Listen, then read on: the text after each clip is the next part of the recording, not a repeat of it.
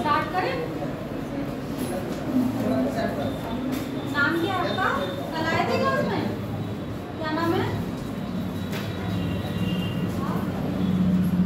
जोर से वहीं से बोलो। चित्रा।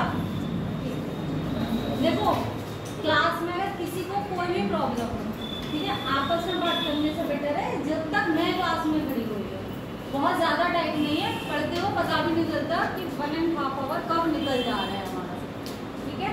तो उतनी देर के लिए मुझसे बात करिए, उसके बाद आपस में कर लीजिए आराम से, सही है। और आज जो बेसिकली सबसे पहली चीज़ तो ये बेसिक चैप्टर है हमारा, बट ये बेसिक समझ के हम इसको भूल नहीं सकते बिकॉज फिजिकल का हमारा पहला चैप्टर है, बहुत इंपॉर्टेंट चैप्टर है। इससे हमें बहुत सारे बेसिस ऐसे मिल जाएंगे, मजबूती मिल जाएगी। एक तरीके से जब मकान बना रहे होते हैं तो सबसे ज़्यादा इंपॉर्टेंट क्या होती है? नींव होती है। तो ये एनसीईआरटी जो है तुम्हारी फाउंडेशन है, नींव समझ, ठीक है। नींव के लिए तो तुम बायो ले लो, चाहे केमिस्ट्री ले लो, लाइन टू लाइन मिलते हैं क्वेश्चन, सही है। इसलिए सबसे पहली चीज़ है सब लोग अपनी अपनी एनसीईआरटी की बुक कल से लेके आओ। मैं तुम लोग को यहाँ पीडीएफ लेके आऊँगी, जितना कंप्रेस करके मैं इसे दे पाऊँगी वो मैं तुम्हें दूंगी। मैं चैप्टर पूरा दिखाऊंगी तुम्हें, जिससे कि तुम्हें पता लग पाए कि तुम्हें अपने चैप्टर में से क्या क्या निकालना है।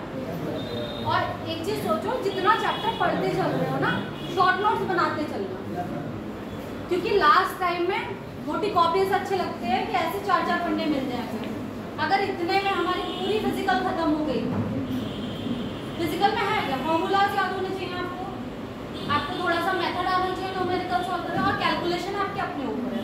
कैलकुलेशन में कल वाली गलतियाँ नहीं होनी चाहिए। टेबल्स याद कर लो, एटलीस्ट 15 तक तो करो, 15 तक। हाँ क्या भाई तुम्हारे फायदे के लिए गए, मैं तो कैलकुलेटर यूज कर लूँगी यहाँ खड़े होने के लिए। और एक टाइम के बाद तुम लोग भी डॉक्टर्स बन जाओ, कोई तुमसे नहीं पूछने वाला, मल्टीप्लाई करके दिखाओ। बट पेपर पास करने के लिए वो मल्टीप्लिकेशन जरूरी है, डिवाइड जरूरी है, ऐड जरूरी है, सब्ट्रैक्शन जरूरी है, सब कुछ जरूरी है। क्योंकि केमिस्ट्री तो केमिस्ट्री करनी ही करनी है, तो मैं साथ में एक सब्जेक्ट करना फिजिक्स, जो विदाउट कैलकुलेशन नहीं हो सकता। तो अभी बताओ कितने लोग हैं जिसको सच में 15 तक की टेबल याद होगी? पूरी का मतलब क्या है? मतलब मैं इंटू करनी आ गई है ना, हाँ तो बहुत अच्छी बात है। जिसको आती है वो अपना खुद ही बेनिफिट करके चल रहा है, और जिसको नहीं आ रही है वो भाई कर लो। इतना कुछ रट रहे हो, पूरी बायो रटोगे, 15 तक टेबल तो कोई मुश्किल ही नहीं है, ठीक है।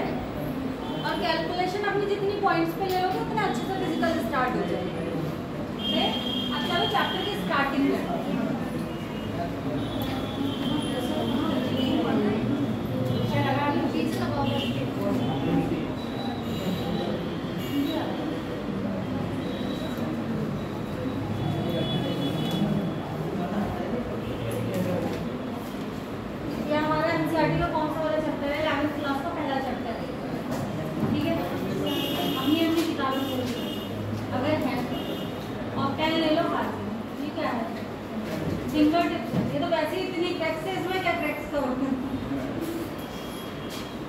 ये तो खुद ही वो 2 दिन पढ़ने वाले पेपर थे, इसमें तो इतना शॉर्ट में लिखा हुआ है, उसको क्या करोगे? तो उसको नहीं, पहले अभी यहाँ देखो, सही है। तो आप खोल के रखने हैं क्वेश्चन पूछने के लिए, तो वो बाद में तुम्हें टाइम मिल जाएगा पूछ लेना, ठीक है। टीचर्स को क्लास के बीच में नहीं चेक करते हैं। तो ये देखो, मैं हाँ आ जाओ। कल मैंने जो कुछ समझाया था सबको समझ में आया था? क्यों? सेकंड क्लास आया था समझ में? कल पूछ लो कुछ उसमें से। आज चैप्टर शुरू से पढ़ रहे थे, तो बीच में जितना कुछ मैंने कल बताया था, पढ़ाया था, वो मैं पूछ सकती हूँ, ठीक है। लास्ट में सबको दिखाई दे रहा है? आवाज़ आ रही है मेरी? लास्ट में, बाद में मत करो कि अभी आवाज़ आ रही है और लास्ट में फिर नहीं आ रही थी, क्योंकि लास्ट में स्पीड कम होती जाएगी, पढ़ेगी। तो माइक मेरे लिए कंफर्टेबल नहीं है, अगर होता तो मैं खुद ही लगा। आवाज़ आ रही है ना तुम्हें? अगर नहीं आ रही है तो बताओ, तो मैं लगा भी लूँगी।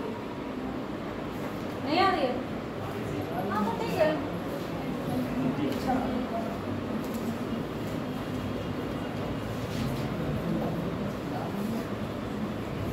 देखो जब एनसीईआरटी हमें सबसे ज्यादा डिफिकल्ट क्यों लगी होती है, क्योंकि एनसीईआरटी में लिखी होती है बहुत भर भर के थ्योरी, ठीक है, जिसमें कि बहुत चीजें हमारे काम की होती है, बहुत चीजें सिर्फ हमें अंडरस्टैंडिंग डेवलप करने के लिए दी जाती है। सही है, जैसे कि हम मान लो कुछ भी, अब यहाँ पे इन्होंने जो हमें दिया हुआ है डेवलपमेंट ऑफ केमिस्ट्री, इससे हमें क्वेश्चंस नहीं आएंगे एग्जाम में। जब हम लोग पढ़ रहे होंगे तो हमसे कोई नहीं पूछेगा कि केमिस्ट्री में लेबोरेटरी कब से स्टार्ट हुई, केमिस्ट्री में केमिकल्स की खोज कब से हुई या क्या चीज़ें, बट हमें फंडामेंटली जब हम केमिस्ट्री पढ़ रहे हैं तो हमें इतना जरूर पता होना चाहिए कि हम केमिस्ट्री पढ़ क्यों रहे हैं और केमिस्ट्री एक्चुअल में है क्या। सही है, केमिस्ट्री की इंपॉर्टेंस कहाँ कहाँ है, केमिस्ट्री के थ्रू हमें क्या क्या चीज़ें मिल रही हैं, हमारी लाइफ स्टाइल में क्या क्या इम्प्रूवमेंट्स हुए हैं। जब से हमारी केमिकल इंडस्ट्री आई है तब से हमारी मेडिसिनल वैल्यूज़ कितनी बढ़ी हैं, ड्रग्स के कितने डेवलपमेंट हुए हैं, केमिकल्स में हमने कितने सारे चेंजेस करे हैं, ये सब चीज़ें हमें कहीं ना कहीं एनसीईआरटी बताता है। ठीक है, इसीलिए इसमें इतना सारी चीज़ें लिखी हुई होती है, ठीक है, जो हमें एग्जाम्स में नहीं आ रही होती है। तुम तीनों एक बार प्लीज़ अलग अलग बैठ जाओ, हाँ, क्योंकि तुम धीरे धीरे बातें कर रहे हो और क्लास की स्टार्टिंग में होता तो अच्छा नहीं लग रहा होता। हाँ बस तुम ही दो बातें कर रहे थे, आगे एक वो बेचारा तो शायद बैठा था, उसे थोड़ी ना हटाना था, तुम ही दोनों को बोल रहे हो। चलो अब हम पढ़ते हैं कहाँ से हमें इम्पोर्टेंटली इस चीज़ को पढ़ना है। देखो असल में हम केमिस्ट्री में किसे बोल रहे हैं, साइंस ऑफ एटम्स और मॉलिक्यूल्स जो है, ठीक है, एटम्स और मॉलिक्यूल्स की जो भी साइंस है उसको हम केमिस्ट्री के बोल रहे हैं, क्योंकि हमारी जो फिजिकल केमिस्ट्री हो, ऑर्गेनिक केमिस्ट्री हो, इनऑर्गेनिक केमिस्ट्री, घूमनी इसी टेबल के में है कि एटम्स क्या है, मॉलिक्यूल्स क्या है, कौन सी गैस है, कौन सा एटम है, कौन सा सॉलिड है, कौन सा लिक्विड है, इसी चीज़ में घूमनी है। तो केमिस्ट्री जो बेसिकली है वो है science of atoms and molecules. सही है, अब देखो जब हम इसको आते जाओ, सही है, जो भी आता है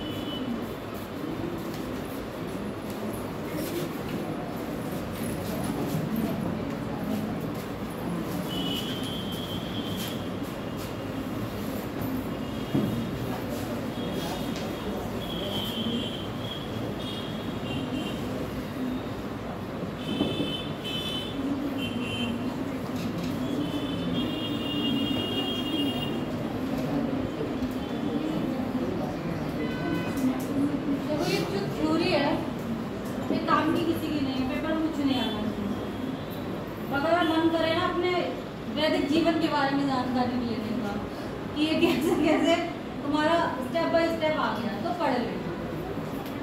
इसमें सारा कुछ बताया गया है कि ऐसा नहीं है कि हम मटेरियल्स को अभी यूज़ कर रहे हैं, केमिस्ट्री की खोज होने से पहले भी हम मटेरियल्स को यूज़ कर रहे थे। हम मिट्टी यूज़ कर रहे थे, हम मिट्टी के बर्तन बना रहे थे, हम सिलिका के बर्तन बना रहे थे, हम कॉपर के बर्तन बना रहे थे, बट हमें बस बेसिकली ये नहीं पता था ये सब है क्या, हम इसको यूज़ क्यों कर पा रहे हैं, कैसे कर पा रहे हो, किस लिए नहीं कर पा रहे हो। ठीक है, तो बेसिकली यही सब चीज़ें बताई गई हैं। ऐसी नहीं है कि मेडिसिन सबसे हमारी गोलियों के फॉर्म में आने लगी, हम दवाएं कब से खा रहे हैं। भाई आयुर्वेद में पत्तों से दवाई चलती है, तो उसमें भी उन सबको पता था कि इस पत्ते में कौन सा रस मिल रहा है, वो हमारी बॉडी के किस पार्ट के लिए कौन सी बीमारी को दूर कर रहा है। ठीक है, बट जब हम इस चीज़ को जानने लगे, इन चीज़ों की केमिस्ट्री की खोज होने लगी और केमिस्ट्री के बारे में जानने लगे, तो हमें धीरे धीरे क्या पता चलने लगा, हमें पता चलने लगा कि इसकी इंपॉर्टेंस बेसिकली स्पेसिफिकली किस चीज़ के लिए है। हमने उसको एक स्पेसिफिक नाम दे दिया, हमें पता चल गया वो काम कैसे कर रही है, हम उसके मैकेनिज्म पे काम करने लगे। अगर कोई ड्रग, मान लो सिस्प्लेटिन के बारे में इसमें बात करी गई है अभी, ठीक है, इम्पोर्टेंस, हाँ, जैसे सिस्प्लेटिन है, सही है, यहाँ पे हाँ ये देखो, जिस सिस्प्लेटिन है तो वो यूज़ कर दिया, उसका स्ट्रक्चर बेसिकली ये होता है। और ये क्वेश्चन आ सकता है कि अगर, क्योंकि तुम लोग मेडिकल के पेपर दे रहे हो, मेडिसिन का नाम है, तो तुमसे स्ट्रक्चर पूछ सकता है कि सिस्प्लेटिन का स्ट्रक्चर क्या होता है, सिस्प्लेटिन का काम क्या होता है। तो जो सिस्प्लेटिन है वो बेसिकली कैंसर के लिए काम आती है। ठीक है, तो ये जो कैंसर के लिए आती है, ऐसा नहीं है कि अभी से ये चीज़ें हो रही है, बट अब हमें ये पता है सिस्प्लेटिन की मैकेनिज्म क्या है, वो कैसे कैंसर ऑर्गेनाइजर पे अटैक कर रही है, हम उसे कीमो में कैसे यूज कर रहे हैं। तो इसीलिए हमारी केमिस्ट्री की इंपॉर्टेंस यहाँ पड़ जाती है। हम कपड़े पहन रहे हैं, से कपास से कपड़े तो बहुत टाइम से बन रहे हैं, बट उनके कपड़ों की क्वालिटी में और आज जैसे सिंथेटिक जितना भी मटेरियल बनने लगा है उसकी क्वालिटी में बहुत डिफरेंस आ गया है। ठीक है, मिट्टी के बर्तन हम पहले भी बनाते थे, उसे भून के बनाते थे, उसे गर्म करते थे, मिट्टी से बनाते थे, बट उनकी स्ट्रॉन्गनेस ना जैसे जैसे मिट्टी में हम थोड़ी सी केमिकल्स की मिक्सिंग करके जो चीज़ें बना रहे हैं उनकी स्ट्रॉन्गनेस में, उनकी स्ट्रेंथ में अंतर आ रहा है। तो जो हमारी इंपॉर्टेंस के बारे में अगर हम तुमसे पूछे कि केमिस्ट्री क्यों इम्पोर्टेंट है, तो बताओ क्यों इम्पोर्टेंट है। तुम्हारे हिसाब से केमिस्ट्री के 3 यूजेस तुम बताओ दिन घर में जो भी या तुम्हारे आसपास में जो भी चल रहा है।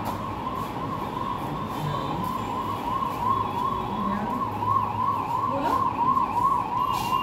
बेटा, सब कुछ केमिस्ट्री में चल रहा है, कुछ भी बोल सकते हो, 3 बताने हैं बस, कुछ ज़्यादा नहीं, कुछ नहीं। हाँ, जो LPG गैस यूज कर रहे हैं, CNG यूज कर रहे हैं। देखो, एक तो सबसे बड़ी चीज ईंधन के रूप में यूज कर रहे हैं, ठीक है। दूसरी बात है पॉलीमर्स के रूप में यूज कर रहे हैं उसे, सही है। तीसरा हम ड्रग्स के रूप में यूज कर रहे हैं, हम मसालों के रूप में यूज कर रहे हैं। टर्मरिक ऑलरेडी एक केमिकल है, सही है, तो बहुत अच्छे इंडिकेटर का काम करता है। तो भाई हल्दी जो है NaCl क्या है, केमिकल है, तो नमक यूज कर रहे हो ना डेली में। तो ये सब चीजें हमें मिली कहाँ से, जब हमने 2 एलिमेंट्स को मिलाया आपस में, तभी तो मिली है। फिर धीरे धीरे हमें इनकी फंक्शनिंग पता चली। तो ये सब चीजें जो यूजेस हुए हमारे, वो हमें कहाँ से मिले, हमें देखो फर्टिलाइजर्स में मिला है। फर्टिलाइजर में बहुत ज्यादा इंप्रूवमेंट हुआ है। ऐसा नहीं है कि खाद, देसी खाद शायद आज भी बहुत ज्यादा जरूरी है खेती के लिए, बट कुछ स्पेसिफिक बीमारियां ऐसी हो रही हैं हमारे पेड़ों में, या कुछ ऐसे कि उत्पादन बढ़ाने के लिए हमें ऐसे फर्टिलाइजर्स की जरूरत पड़ रही है जिसमें केमिकल फर्टिलाइजर का यूज कर रहे हैं। और आज केमिकल फर्टिलाइजर की इंडस्ट्री बहुत जल्दी जल्दी ग्रो कर रही है, क्योंकि खेती में हमें जरूरत पड़ रही है। जिस चीज की जरूरत पड़ेगी उसकी इंडस्ट्री ग्रो करेगी। अब मेडिसिन, ड्रग इंडस्ट्री क्यों ग्रो कर रही है, क्योंकि जैसे जैसे चीजें बढ़ रही है वैसे वैसे कहीं ना कहीं कुछ ऐसी, जैसे एकदम से कोविड-19 आया, तो हमने जो उसकी ड्रग बनाई, वो बनाई तो केमिस्ट्री के थ्रू ही। ड्रग को जो इन्वेंट कर रहा है वो एक केमिस्ट है, सही है, वो केमिकल साइंटिस्ट है। उसके बाद हम आपको यूज करने को दे रहे हैं, that is a different thing. तो जो केमिस्ट्री का यूज है वो हर चीज में वहां से फंडामेंटली आपका यूज होना शुरू होगा।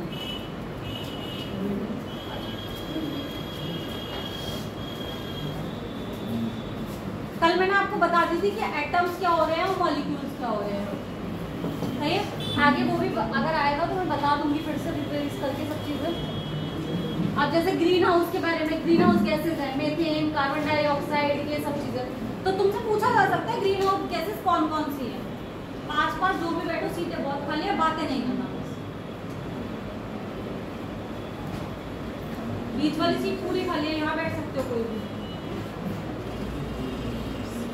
3 बैठ सकते हो, बड़ी सीट है। अब इन पे 3 बैठोगे तो वापस बात ही करोगे एक दूसरे के कान में।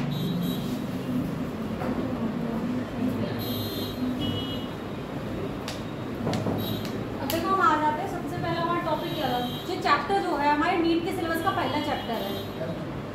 अगर सबने सिलेबस देखा हो, सही है, और सिलेबस में क्या क्या हमने पढ़ना है, इसमें इंपॉर्टेंस ऑफ केमिस्ट्री हमने पढ़ ली है, जो अभी मैंने तो बताई कि मेडिकल्स के लिए भी, पॉलीमर्स के लिए भी, हमारी गैसेस जितनी भी हाउस होल्ड में जो चीज़ें हम यूज़ कर रहे हैं उन सब के लिए भी इम्पोर्टेंट है। फर्टिलाइजर्स में हमारे यूजेस हो रहे हैं, हमें नैनो केमिस्ट्री में बहुत ज़्यादा यूज़ हो रहा है, नैनो मटेरियल्स बनाने में।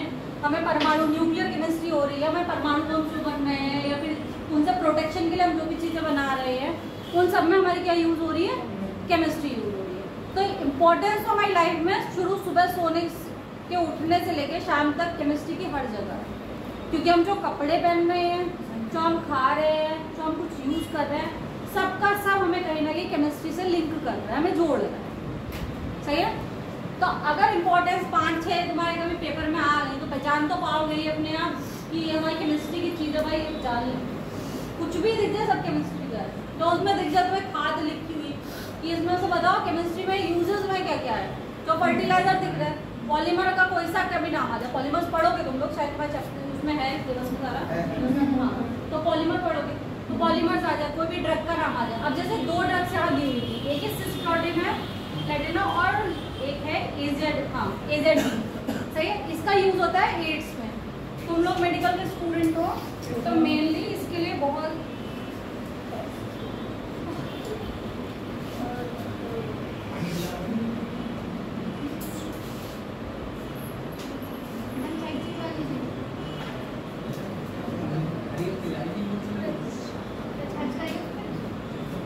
Thank you.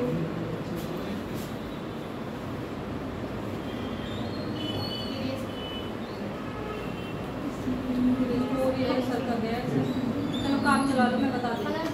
तुम लोग ये जो 2-3 नाम है जैसे सिस्प्लेटिन,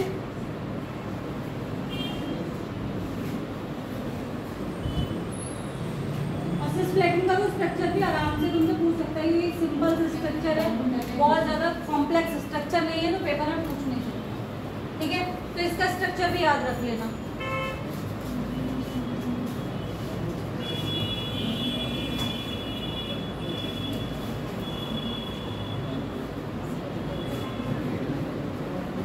सही है।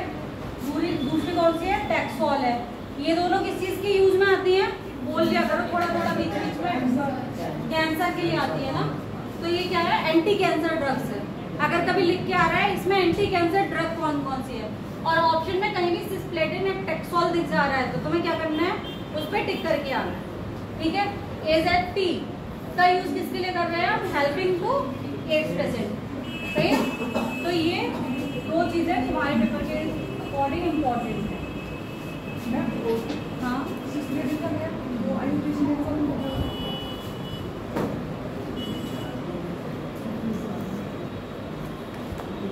क्लोरो 2 अमीनो प्लेटिनम शायद 2 पे आता है, +2 पे आता है, +2 पे। बाकी मैं कल तुम्हें कंफर्म करके बता दूँगी, ठीक है।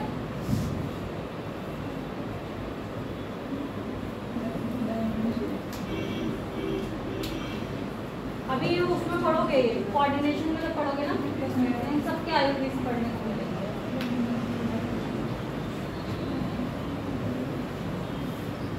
देखो अब हमने कल किसकी बात कर ली थी? हमने मैटर की बात कर ली थी। मैटर क्या होता है? जो क्या करता है?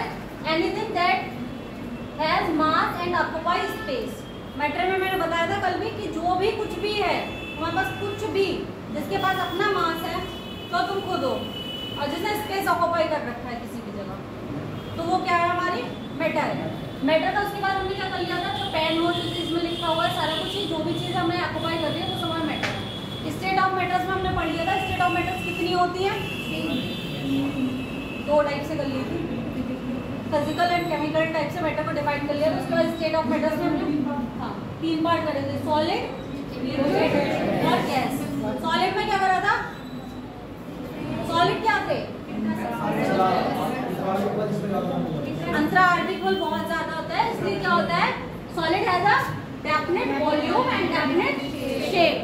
वैसे हम जब लिक्विड पे आ जाते हैं तो इनके अंदर का जो इंटर न्यूक्लियर फोर्स होता है वो क्या होता है? वो सॉलिड से कम होता है, बट गैसेस से ज्यादा होता है।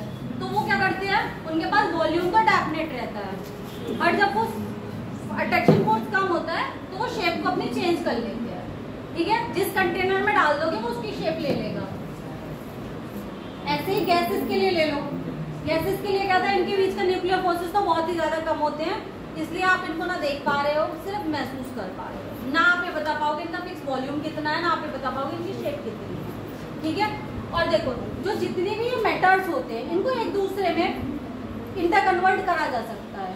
जैसे कि अगर हम किसी भी सॉलिड को गर्म करेंगे, हीट प्रोवाइड कराएंगे, तो क्या होएगा? ये मेल्ट होएगा, और जब ये मेल्ट होएगा तो किसमें चला जाएगा? लिक्विड में चला जाएगा, सही है। अब जब लिक्विड को गर्म करेंगे तो क्या होगा? वेपराइजेशन हो जाएगा, और ये किसमें चला जाएगा? वेपर फेज में चला जाएगा। जो वेपर फेज है वो हमें कैसी फेज है? गैसियस फेज है। लिक्विड में हम लिक्विड फेज है, और यहाँ पे सॉलिड तो सॉलिड फेज है, सही है। अब जब वेपर हम देख रहे हैं, जैसे हम कभी भी पानी को गर्म करें, ठीक है, प्लेट ढक के गर्म करते हैं तो पहले भाग पे प्लेट में बूंदे बूंदे बन जाती है। जब वो ठंडी हो जाती है, किसी भी बर्तन को फैला के दूध को रखोगे और उसके ऊपर से अगर ढक दोगे तो बाद में उसको पानी की बूंदे दिखती है। या फिर किसी भी कैस्ट्रॉल को हम लोग बंद कर देते हैं तो उसमें भी हल्की हल्की पानी की बूंद आ जाती है। वो क्यों आ जाती है? क्योंकि जब गर्म होता है ना हमारा, उसने जो इन्वायरमेंट से हीट को, हमारी जो भी वाटर स्पेसिस को एब्जॉर्ब कर रखा हुआ होता है, जब वो गर्म होता है फिर वो जल्दी उसमें जाने लगता है कि इसमें भाप बनने लगता है। और भाप बनने लगती है जब ऊपर की सरफेस हमारी ढकी हुई होती है, वो टकराता है उससे, फिर उसकी एनर्जी उस टकराने में चली जाती है। एनर्जी चली गई तो वो धीरे धीरे क्या करेगा, स्लो डाउनली ठंडा हो जाएगा। सही है, टेम्परेचर चेंज आ जाएगा, टेम्परेचर कम हो जाएगा, जैसे ही वो ठंडा हुआ वैसे ही वो फिर से किस फेज में आ जाएगा, वेपर से पहले किस में आएगा, लिक्विड में आएगा ना। हाँ, थोड़ा सा ध्यान रखिए, लिक्विड ऐसे नहीं सीधे जब यहाँ से यहाँ आ रहे हैं तो किस में आ गया, अरे भैया कोई बात नहीं, हो जाता है, ठीक है। जब ठंडा हो गया हम किस में आ गए, लिक्विड में आ गए। सही है, ऐसे ही बहुत सारे लिक्विड्स ऐसे होते हैं जिनको अगर हम ठंडा करते जाए, जैसे कि हमारा वाटर ले लो, सही है, पानी है, अगर उसे एक टेम्परेचर नीचे करते जाओ, उसका टेम्परेचर कम करते जाओ करते जाओ करते जाओ, और जैसे ही वो कितने पे आएगा, 0 डिग्री पे आ गया, वैसे ही वो किस में कन्वर्ट हो जाएगा, आइस में कन्वर्ट हो गया। आइस क्या होती है, सॉलिड होती है। समझ में आया आपको? तो जो फिजिकल क्वांटिटीज हमने पढ़ी, सही है, जो हमने ये फिजिकल का क्लासिफिकेशन किया था, ये क्या होती है, इंटर कन्वर्टेबल होती है, एक से दूसरे में जा सकती है। और डायरेक्ट सॉलिड से वेपर में जाते हैं, प्रोसेस को क्या कहते हैं, अगर यहाँ से सीधे इसमें चला गया, वेपराइजेशन तो ये है, सब्लिमेशन, सही है। तो वो प्रोसेस क्या होता है जिसमें कि सॉलिड डायरेक्ट किस में कन्वर्ट हो जाएगा, उसके बाद डिकम्पोज होके फिर से किस में हो जाएगा, ठीक है। देखो लिखा हुआ गैसेस नाइदर है डेफिनेट वॉल्यूम और नाइदर है डेफिनेट स्पेस। देखो ये आज एनसीईआरटी का पीडीएफ यहाँ रखने का मतलब ही सिर्फ इतना है कि तुम्हें समझ में आनी चाहिए कि किताब में इम्पोर्टेंट क्या है। इतने चैप्टर में अभी तक तुम्हें कितनी लाइनें मिली हैं पूरे में, तुम क्या इस पूरे चैप्टर को अगर तुम्हें खुद को अपने आप शॉर्ट नोट्स में बनाना है तो तुम्हें अभी कितनी लाइनें लिखनी पड़ेंगी शॉर्ट नोट्स में? भाई 2 पेज में क्या लिखोगे? एक हमने क्या पढ़ा, केमिस्ट्री के यूज पढ़े जो 4 थे, 4 लाइन में पॉइंट करके हम लिख सकते हैं, ठीक है। तो सबसे पहले हमने वो लिख लिया, क्या पढ़ा कि केमिस्ट्री का यूजेस क्या क्या है, केमिस्ट्री क्या है। केमिस्ट्री क्या है, science of atoms and molecules, एक लाइन की डेफिनेशन है, सही है, जिसमें हम एटम्स और मॉलिक्यूल की रिएक्शन मैकेनिज्म को पढ़ रहे हैं, या फिर कोई भी फिनोमेना को पढ़ रहे हैं, प्रिपरेशन को पढ़ रहे हैं किसी सब्सटेंस की, तो वो हमारा क्या आ गया, केमिस्ट्री के आ गया, सही है। फिर उसके बाद हमने केमिस्ट्री के यूजेस पढ़ लिए। यूजेस में क्या क्या पढ़ लिया, पॉलीमर्स बनाने में यूज हो गया हमारा, ड्रग्स बनाने में यूज हो गया, फर्टिलाइजर्स में यूज हो गया, हाउस होल्ड में यूज हो गया, सही है। समझ में आ रहा है सब? तुम्हें आ रहा है बेटा समझ में? आज तो नहीं लग रहा कि पहले दिन पढ़ रहे हैं इसलिए नहीं समझ में आ रहा, कल से एनसीईआरटी लेके आना है। एनसीईआरटी नहीं हो तो मैं ये पीडीएफ डाल दूंगी, उसको प्रिंट करा लेना। वैसे तो एनसीईआरटी को इतनी ज्यादा नहीं है, सेकेंड हैंड पे खरीदोगे तब भी काम चलता है सबका, क्योंकि इतने ज्यादा चेंजेस नहीं आ रहे हैं एनसीईआरटी में।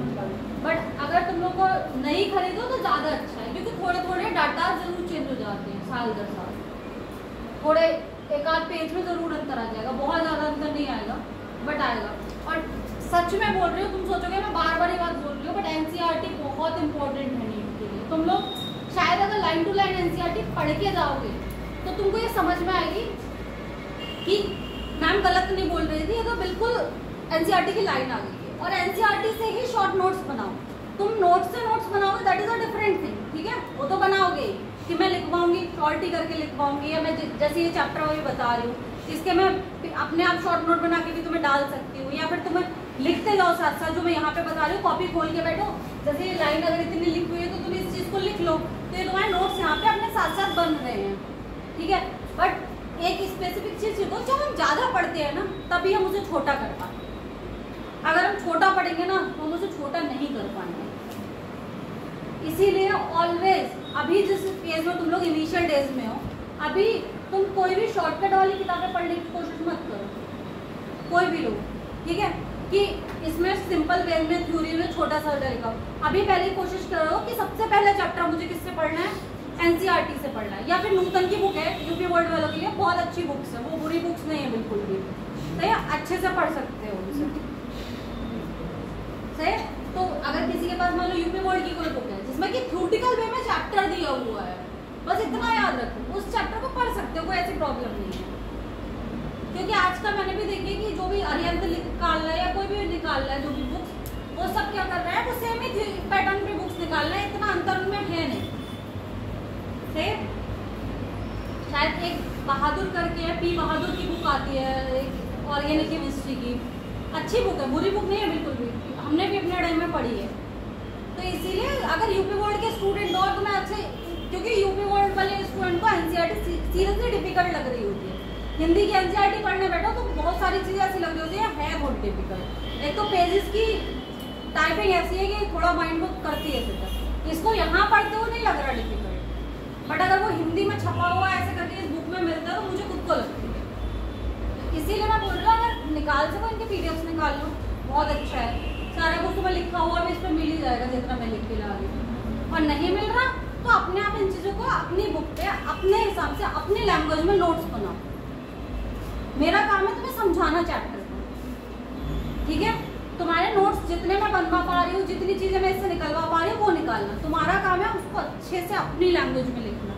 अपनी लैंग्वेज में लिखोगे तो अच्छे से समझ पाओगे। अब देखो हमने कितना पढ़ लिया था, हमने इतना यहाँ तक आ गए। अब हम जब क्लासिफिकेशन ऑफ मैटर्स में आ गए थे तो हमने दो टाइप के मैटर्स पढ़ लिए थे। क्या क्या पढ़े थे, एक मिक्सचर और एक प्योर पढ़ा था। सही है, मिक्सचर में क्या था,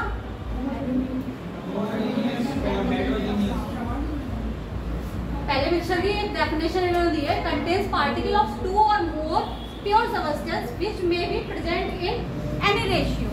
मिक्सचर के लिए क्या है, हमारा एक रेशियो फिक्स नहीं है। रेशियो फिक्स किस में था, प्योर में नहीं था, कंपाउंड में। कल बताया था प्योर तो प्योर ही है, प्योर में तो क्या हो जाता है कि प्योर सब्सटेंस है। जब हमने मिक्सचर की बात करी तो मिक्सचर में तो कि कोई भी रेशियो में मिला हुआ हो सकता है, उसमें ऐसा नहीं है कि एक NaCl से मिलेगा तभी NaCl बनेगा, दैट इज अ कंपाउंड, वो मिक्सचर नहीं है। इसमें क्या है, कितनी भी चीनी कितने भी नमक में मिला लो वो मिक्सचर हो गया। गैसेज हैं, किसी भी रेशियो में मिल जाए। अगर हमने एक कंटेनर में एक गैस बंद कर ली, ऐसे ही कंटेनर बंद करा, उसके अंदर गैस तो गई ना, एकदम वैक्यूम तो हुआ नहीं। तो जब गैस गई तो किसी भी गैस को एयर क्या है, मिक्सचर है। सही है, एयर कोई कंपाउंड नहीं है, एयर क्या है, मिक्सचर है, मिक्सचर ऑफ गैसेस है। तो हम ये बता सकते हैं कि इतने परसेंट ये गैस है, इतने परसेंट ये गैस है। बट जब गैस है तो जरूरी थोड़ी ना सिर्फ गैस है, उसमें पोल्यूशन भी है, उसमें डस्ट पार्टिकल भी है। सही है, नाइट्रोजन, हाइड्रोजन, हीलियम, नियॉन, जिस जो कुछ है वो है, उसके अलावा अदर थिंग्स भी हैं। तो इसलिए जब वो गया वो किस में चला गया, मिक्सचर में चला गया। NaCl किस में चला गया, कंपाउंड में चला गया, क्योंकि उसको क्या करा हमने, एक फिक्स रेशियो है हमारे पास कि अगर एक Na लिया तो एक Cl लिया, ठीक है। अब इसको मिक्सचर को भी हमने किसमें, दो चीजों में बांट लिया था, होमोजीनियस और हेट्रोजीनियस। होमो का मतलब क्या था, सेम, और हेट्रो का मतलब क्या था, डिफरेंट, ठीक है। अब जैसे ही समझ लो, अगर हम मॉलिक्यूल्स में बात करें,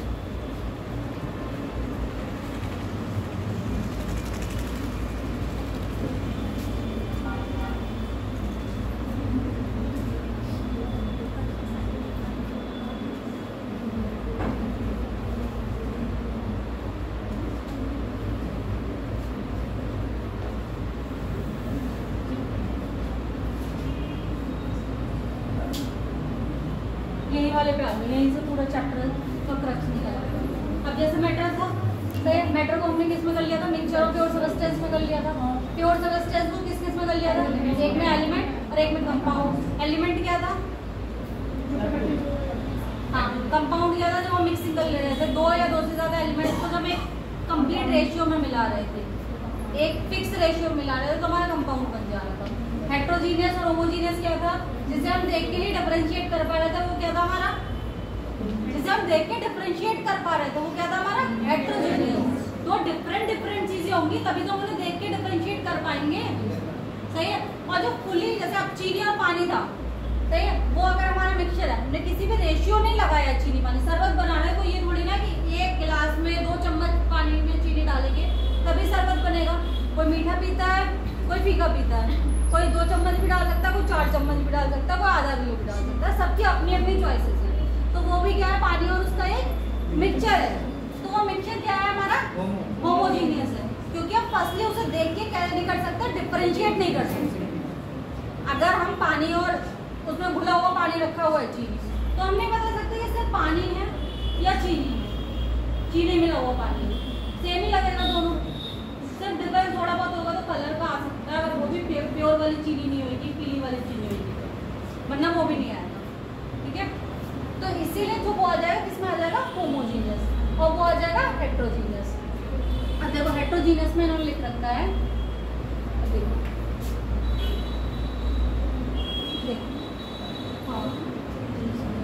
शुगर एंड एयर अब इन्होंने होमोजीनियस का मिक्सचर में भी homogeneous and heterogeneous in homogeneous mixture the compounds. मैं आज सिर्फ इसी वजह से ये सब घर से लिख के लेके आई थी, मुझे पता था ये बोर्ड मुझसे नहीं चलेगा।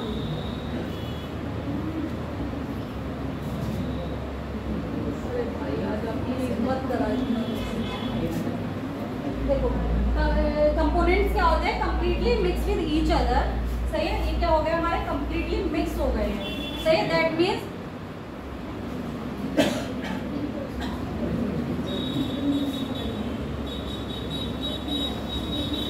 ये इस पे क्या रहेगा नहीं अगर मैं इसे लिखूंगी तो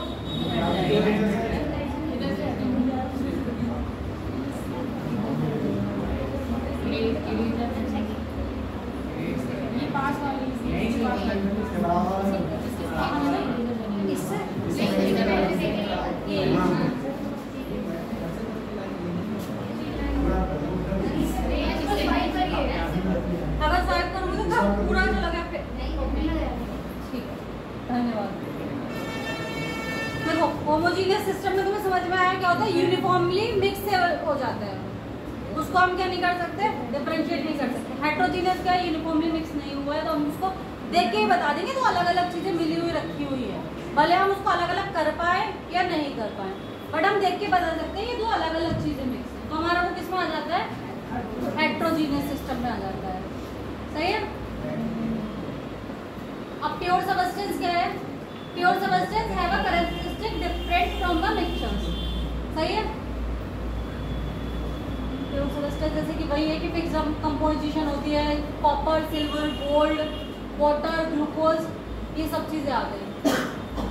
अब प्योर सबस्टेंस को फर्दर इन्होंने दो चीजों में डिवाइड करा है, एलिमेंट एंड कंपोनेंट। समझ में आ रहा है सबको? ऐसे गायों को भी क्यों देख रहे? अगर कोई भी प्रॉब्लम कहीं भी कुछ समझ में नहीं आ रहा तो पूछ सकते हो बीच में। ठीक है, बोरिंग तो नहीं लग रहा?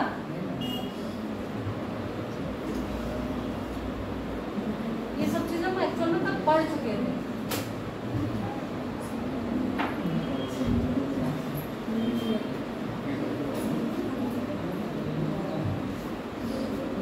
अब तुम्हें ये पता होगी फिजिकल प्रॉपर्टीज कौन सी होती है, कौन सी होती है फिजिकल प्रॉपर्टीज? बोलो, फिजिकल प्रॉपर्टीज कौन सी होती है? भाई तुम लोग खाना खा के नहीं आते, अब तो सामने लिखी हुई है, देख के बोल दो कौन कौन सी होती है फिजिकल प्रॉपर्टी, जिसको हम अपनी इंद्रियों से महसूस कर सकते हैं, वो सब फिजिकल प्रॉपर्टी में आता है। तो वो स्मेल हो, अब स्मेल को हम देख नहीं सकते बट हमें महसूस हो रही है। सही है, उसको क्या बोल रहे हैं, ऑर्डर बोलते हैं।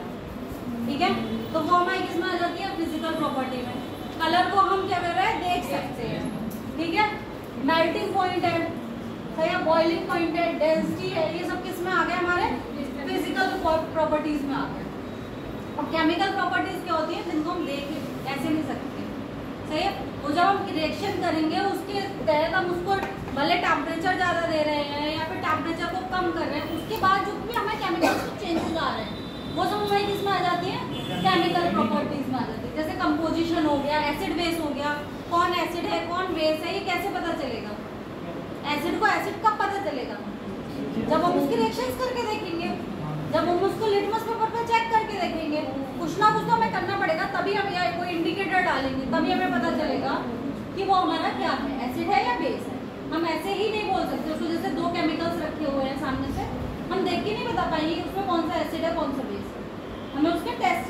पढ़ेंगे, सही है।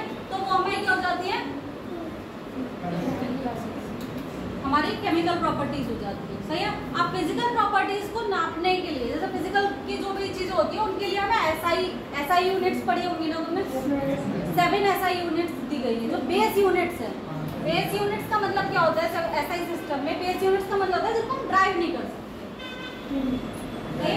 ड्राइव नहीं कर सकते, वो बेसिक फिक्स है कि ऐसा नहीं है। जैसे कि मान लो एरिया है, एरिया को हम लेंथ स्क्वायर लिख रहे हैं, तो एरिया हमारी बेस नहीं है, मगर जो हमारी एरिया में क्या हुई, यूज हुई, वो क्या हुई, लेंथ हुई।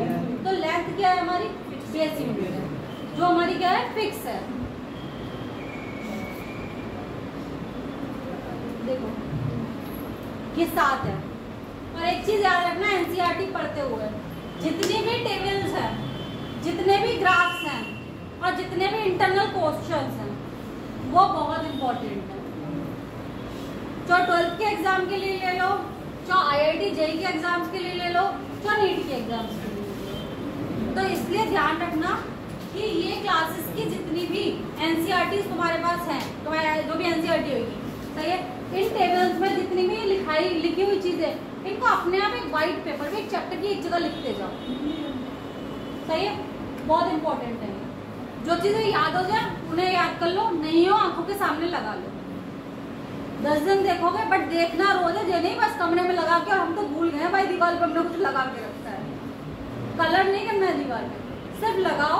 और टारगेट भी होना चाहिए कि एक ही जगह है मेरे पास, 10 दिन लगाऊंगा, 10 दिन के बाद दूसरी चीज लगानी है, लगाओ, देखो और हटाओ। समझ में आ रहा है? लास्ट सीट ऐसे गुमशुदा होके बैठे रहोगे तो मुझे पेज रीडिंग करके ऐसा फील होता है कि तुम लोग कुछ समझ में नहीं आ रहा। आ रहा है? कोई दिक्कत तो नहीं है? कोई भी प्रॉब्लम, कोई भी क्वेश्चन हो तो पूछ लो, सही है। तुम लोग आवाज आ रही है वहां तक? तो देखो लेंथ की यूनिट क्या हो गई हमारी, मीटर, सही है। मीटर में आ गई। मास को हम किस में करेंगे, किलोग्राम में। ये हमारी क्या है, एसआई यूनिट है। एसआई यूनिट्स में हम जब भी निकालेंगे तो इन्हीं यूनिट्स में निकालेंगे। और अगर हम इनको वैसे जैसे मीटर को सेंटीमीटर में भी निकाल सकते हैं, मिलीमीटर में भी निकाल सकते हैं, वो हमारी एसआई यूनिट्स नहीं है। एसआई ने स्पेसिफिकली हमें जो सिंबल्स दिए हैं या जो हमें यूनिट्स बताई हैं, वो लेंथ के लिए हमें क्या बताइए, मीटर बताइए, मास के लिए हमें क्या बताइए, किलोग्राम बताइए, टाइम के लिए हमें क्या बताइए, सेकेंड, इलेक्ट्रिक करंट की क्या है, एम्पियर है, और ये थर्मोडायनेमिक टेम्परेचर की केल्विन। थर्मोडायनेमिक टेम्परेचर का मतलब क्या है,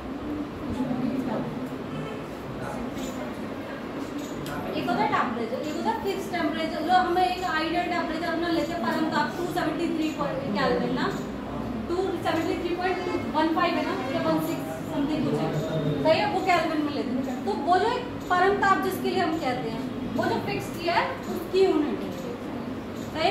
तो जितना भी हम टेम्परेचर का यूज करेंगे फिजिकल केमिस्ट्री में, वो सब हम किस फॉर्म में करेंगे, केल्विन की ही फॉर्म में करेंगे मोस्ट ऑफ। अगर कहीं ऐसा कि हमें जो आंसर दिया है वही डिग्री सेंटीग्रेड में दे दिया है, तो भी समटाइम हम पहले केल्विन में करेंगे, उसके बाद उसको डिग्री सेंटीग्रेड में चेंज करेंगे, ठीक है। इसलिए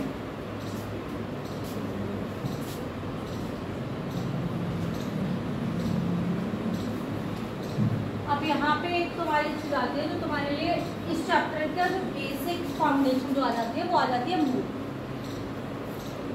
समझ में आया? मोल किसे बोलते हैं? एक मोल का मतलब क्या है पता है? देखो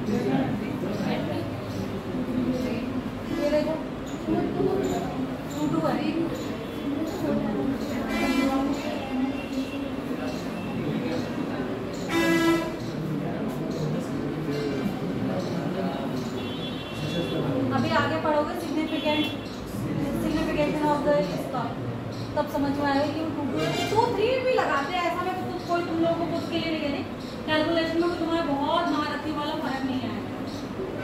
सही है, इतना ही होना है उसमें।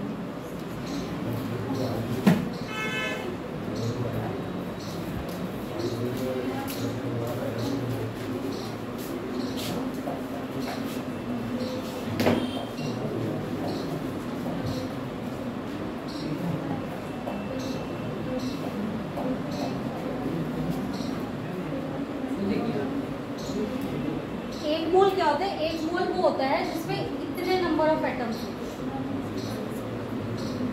सही है, किसी भी चीज का एक मोल ले लो, ऑक्सीजन का ले लो, नाइट्रोजन का ले लो, हाइड्रोजन का ले लो, किसी का भी एक मोल ले लो, उसमें नंबर ऑफ एटम्स कितने होंगे? फिक्स्ड होंगे। जिसको हम क्या कहते हैं, इसको क्या बोलते हैं? सही है, तो एक मोल किसके बराबर होता है?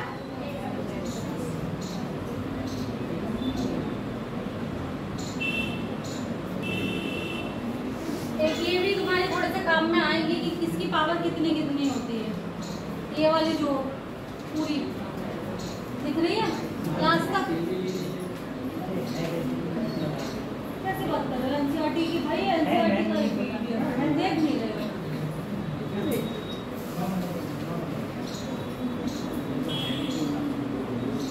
लेंथ तो तुम्हें पता है ना, अगर फिजिकल क्वांटिटीज की बात करें तो लेंथ क्या होता है? जैसे हम किसी चीज को नाप रहे हैं, किसी चीज की लंबाई को नाप रहे हैं, वही तो लेंथ है।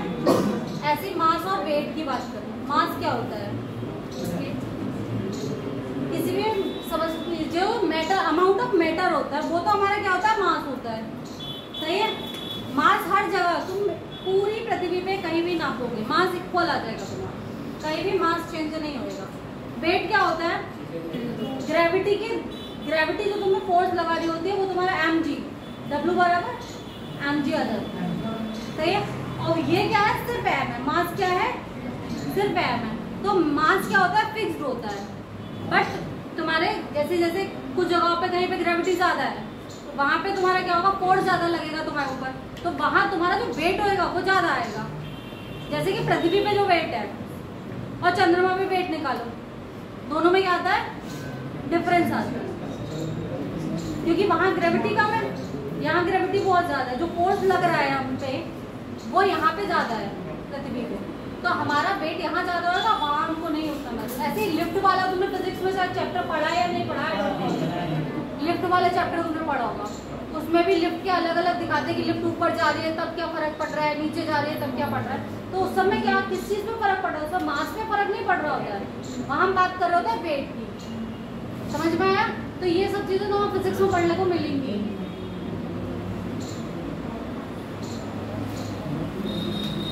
वॉल्यूम क्या है? The amount space occupied by the substance. जितना स्पेस किसी सबस्टेंस ने ऑक्युपाई कर रखा है वो उसका क्या कहलाता है? वॉल्यूम कहलाता है। सही है, उसको वॉल्यूम का वो क्या होता है? यूनिट क्या है? लीटर। ऐसा यूनिट क्या है वॉल्यूम की? अभी एक बार ये टेबल खुद पढ़ो, जोर जोर से पढ़ो।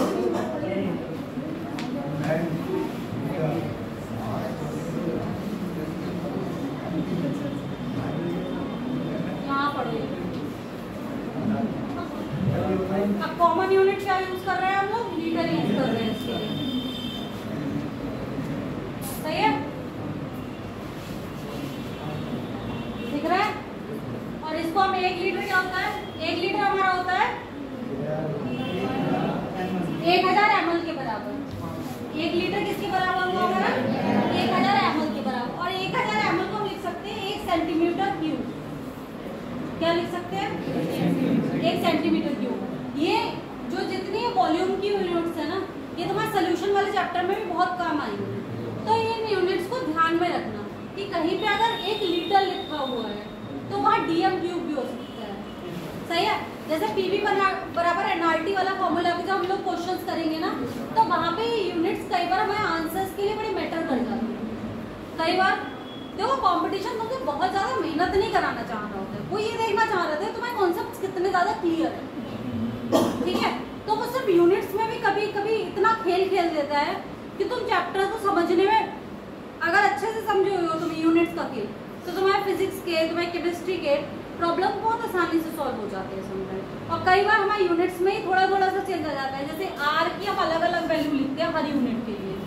अब उसने कौन सी वैल्यू हमसे किस यूनिट, हमें कौन सी यूनिट आंसर में दे रखी है, उसी के अकॉर्डिंग तो हम अपनी आर की वैल्यू लगाएंगे ना। अपने आप तो लगा नहीं सकते कि अपने कॉन्शियस से हमने लगा दिया, क्योंकि वरना अगर अपनी कॉन्शियस से लगाएंगे तो हमारा आंसर क्या आएगा, गलत आएगा। तो ये चीज ध्यान रखना। और देखो ये क्या कहता है, 1 लीटर बराबर 1000। लास्ट वाली सीट तुम्हें बोल दिया करो यार, बोलोगे ना तो 2 बार यही पढ़ लोगे, समझ रहे हो। अपने आप अगर कुछ निकलेगा तुम्हारे मुंह से तो कान में भी जाएगा, कान में जाएगा तो थोड़ा बहुत दिमाग में भी जाएगा। वरना मैं अभी बोल रही हूँ, घर जाके कुछ और सोच रहे होगे, रास्ते रास्ते निकल जाएगा दिमाग में कि मैडम ने क्या क्या पढ़ाया था। और वैसे भी अभी तुम में से कोई भी नोट्स नहीं लिख रहा है यहाँ पे, एक भी इंसान मैंने ऐसा नहीं देख रही हूँ कि कुछ भी नोट्स कर रहा हो उसमें। सब याद है क्या तुम्हें? कल एटोमेटिसिटी निकल पाएगी, सब याद है पूरी? कितने लोगों को याद है कल जो पढ़ाया था पूरा? सही है, चलो अच्छी बात है। तुम लोग को नहीं याद है कल जो पढ़ाया था? याद है ना? भूलना मत भाई, पेपर बहुत दूर है, अभी से भूलोगे ना कल पढ़ाया हुआ पेपर तो कुछ नहीं बचेगा। इसलिए अब देखो जी, हमारे जो इक्विपमेंट्स होते हैं जो हम वॉल्यूम के लिए या अलग अलग उस चीज के लिए यूज करते हैं, अगर वॉल्यूम नापने के लिए हम मेनली इसका यूज करते हैं। अगर हमें लेबोरेटरी में हमें देखना है हमें कितने ml लेना है या क्या लेना है। इस सिलेंडर जैसा एक पाइप टाइप का होता है पूरा, ठीक है। परख नली तो ये होती है, परख नली तो ये होती है जिसमें हम रिएक्शंस को कर रहे हैं, वो है परख नली हमारी, सही है। ब्यूरेट क्या होती है? ब्यूरेट होती है जिससे हम शक कर रहे होते हैं, थोड़ा थोड़ा जब हमें अमाउंट लेना होता है तो हम ऊपर को खींचते हैं। टाइट्रेशन वाले तुम लोगों ने चैप्टर करा होगा ना, करा है 12th में? नहीं करे, प्रैक्टिकल्स नहीं कराए गए थे? हाँ चलो, जिसने भी करे होंगे उसने करे होंगे, वरना समझ लो ये ब्यूरेट होती है, ये पिपरेट होती है, ठीक है। ये क्या होता है? ग्रेजुएटेड सिलेंडर होता है। इससे हम क्या करते हैं? वॉल्यूम को करते हैं। और बायोमेट्रिक एनालिसिस के जो हम बाकी सोल्यूशन वाले क्वेश्चंस करते हैं वो इस टाइप, ऐसा नहीं है कि कोई भी फ्लास्क मिल गया हम किसी में कुछ भी कर रहे हैं। समझ में आ रहा है? केमिस्ट्री में हर चीज को गर्म करने के लिए अलग अलग इक्विपमेंट्स हैं। किसी को हम स्प्रिट लैंप पे गर्म करेंगे, किसी को हम सिर्फ टॉर्च से गर्म करेंगे। हर चीज को हमें कितनी गर्मी देनी है सिर्फ वो उसके अकॉर्डिंग होता है, सही है। जैसे जैसे हम हायर एजुकेशन में जाते रहते हैं वैसे वैसे हमें अच्छे अच्छे एक्सपेरिमेंट करने को मिलते रहते हैं और हमें पता चलती रहती है चीज़ें, सही है। तो ये नॉर्मल इन्होंने दे रखे हैं नॉलेज के लिए कि हाँ वॉल्यूम को मेजर कैसे कैसे कर रहे हैं। बहुत छोटा करना है तो इसमें कर रहा है, इसमें 25 ml की ये दी हुई है, कई बार ये 10 ml और 5 शायद 15 ml में भी आ रही होती है, सही है, इन्होंने बता रखा है। तो जब इस हिसाब से हमें कितना लेना है, अगर मान लो हमने इतना लिया तो ये कितना हो रहा है। जब प्रेसिपिटेशन करते हो धीरे धीरे धीरे धीरे नीचे आ रहा होता है, तो वो सब चीज़ें इनसे नापते हैं। ये क्या लगी हुई होती है यहाँ पे, एक ऐसा चीज़ होती है कि जिसको ढीला करते हैं ना तो इसमें से बूंद बूंद बूंद करके वो हमारे केमिकल गिरने लगता है, ठीक। और उसके बाद ये क्या होता है, इसमें हम रोक, जैसे कि हमने शक किया उसको ऊपर से बंद कर दिया तो यहाँ से बिल्कुल रुका हुआ होता है, सही है। अब इसमें हमें 10 ml लेना है तो हम इसी सिलेंडर से नाप लेंगे, ये नहीं कि किसी और से लेंगे, क्योंकि अगर किसी और से लेंगे तो वो इतना एक्यूरेट नहीं होगा, फिर एक्यूरेसी में प्रॉब्लम आएगी। निशान सब में लगे हुए होते हैं, बट अगर वो उसके लिए स्पेसिफिकली दे रहे हैं तो आपको उसी में करना है। तुम लोग की क्लास बोरिंग तो नहीं हो रही है? समझ में आ रहा है सबको? क्या क्या पढ़ा दिया मैंने अभी तक? शुरू से बताओ। हाँ, मैटर,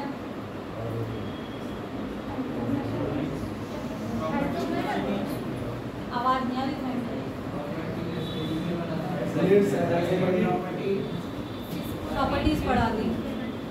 यूनिट पढ़ाई दो अभी।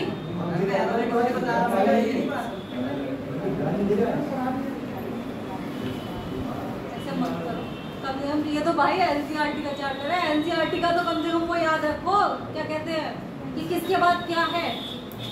एक चैप्टर को पढ़ने के लिए प्रिपरेशन बहुत ज़रूरी होती है, हमें किस चीज़ के बाद क्या चीज़ पढ़नी है, किस चीज़ के बाद क्या चीज़ पढ़नी है। और जब किताबें बनाई जाती है ना, तो इन चीज़ों को ध्यान में रख के बनाई जाती है। अगर मान लो मैं एक नोट्स बनाने को खड़ी हूँ तो शायद मैं तुम्हारे थोड़े से टॉपिक्स ऊपर नीचे कर लूँ अपने हिसाब से, कि मुझे लगे यार ये वाला टॉपिक इम्पोर्टेंट है, इसलिए मैं इसको पहले पढ़ा देती हूँ जिससे कि बच्चा अच्छा फोकस करे।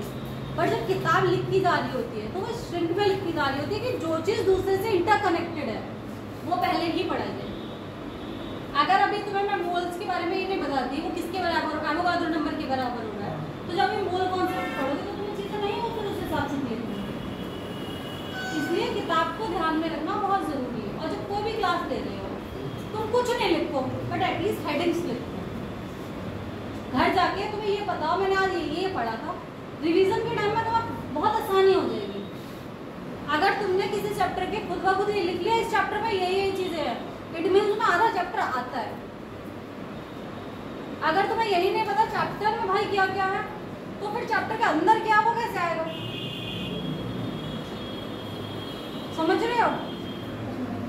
इसलिए एक चीज़ ध्यान रखो, देखो 2-4 दिन जो भी पढ़ने में भी बेसिक वाला टाइम है, इसलिए ये चीज़ें छोटी छोटी चीज़ें नोट करते थे। आगे जाके इतना टाइम नहीं होगा पूरा, क्योंकि भाई हमें ड्यूरेशन में चैप्टर खत्म करना है तुम्हारा। अगर उससे ज़्यादा हो गया तो वो कहेंगे उससे ज़्यादा दिन क्यों ले रहे हो। तो इसलिए अभी अगर तुम्हें ये चैप्टर को ऐसा है कि अगर मैं इसे ऐसे भी कर दूँ तो तुम लोगों को मोस्ट ऑफ चीज़ें सबको पता है कि अगर हम लोग इस पर आ जाए, अनसर्टेनिटी का मतलब क्या होता है? अनिश्चितता। सही है? तो किसी भी चीज़ में किसी भी मेजरमेंट को अगर हम कर रहे हैं, सही है, जब हम एक तराजू से तोल रहे हैं, सही है, नॉर्मल वाले से, और एक हम किससे तोलते हैं? इलेक्ट्रिकल वाले से, दोनों में डिफरेंस आ जाता है। सही है? 19-20 का जो भी डिफरेंस आता है वही हमारी क्या हो गई, वही होगी हमारी मेजरमेंट अनसर्टेनिटी। इसमें बहुत कुछ लिखा होगा, बट एक सिंपल लैंग्वेज में समझो। सही है?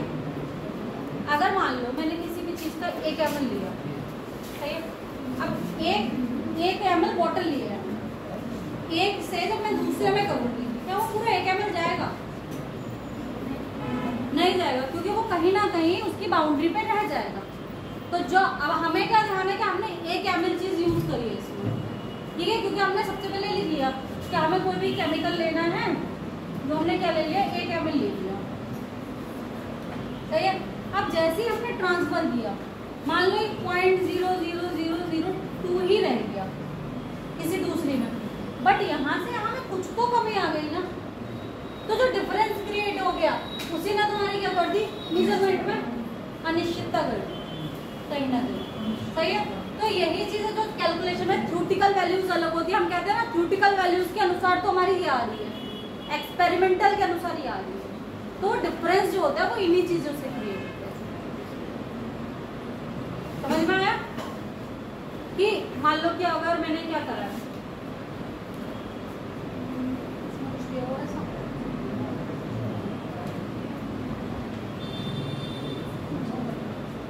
अगर हम चाय के लिए पानी गर्म करने को रखते हैं, फिर जब तक वो बनती नहीं है, मान लो 1 कप 2 कप पानी डाल के रखा मैंने, ठीक है, फिर मैं इसको उबालती हूँ, चाय बन रही है 2 कप, उबलते उबलते वो हमारी ½ कप ही बच रही है, मतलब 1.5 ही बचती है, पूरी नहीं बच रही, क्योंकि अगर हम चाय अच्छे से उबालेंगे तो चाय पकेगी नहीं, और पकेगी तो कुछ ना कुछ तो उसको वेपर फेजेस में बाहर चला गया।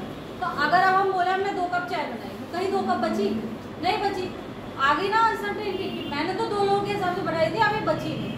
तो वही जो डिफरेंस क्रिएट हो गया दोनों चीज़ों में, वही क्या ले आया? हमारा अनिश्चितता को ले आया।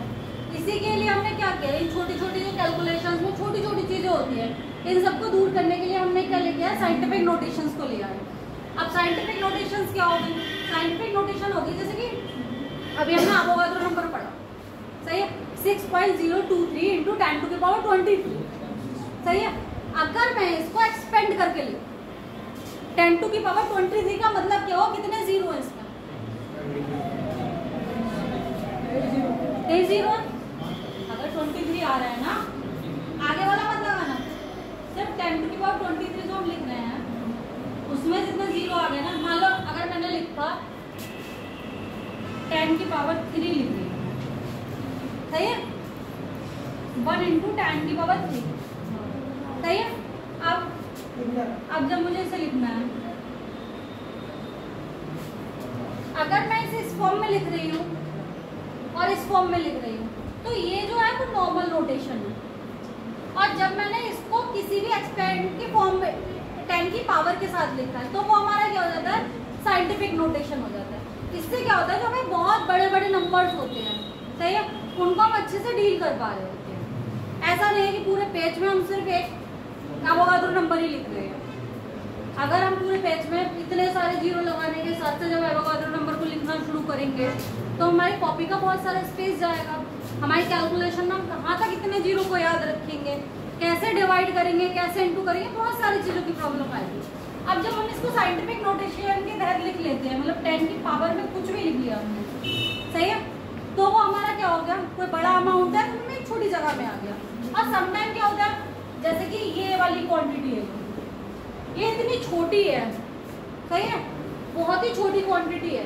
अब इसको अपने 10 की पावर्स में लिख लेंगे, अगर हम इस हिसाब से लिखेंगे तो ये बहुत बड़ा दिख रहा है, बट एज अ क्वांटिटी अगर हम इसकी वैल्यू देख रहे हैं तो बहुत छोटी है, क्योंकि ये क्या आएगी, जब हमें जीरो से आगे को लाना होता है, लेफ्ट साइड को जब हम पढ़ेंगे तो हमारा हमेशा 10 की पावर कैसी आएगी,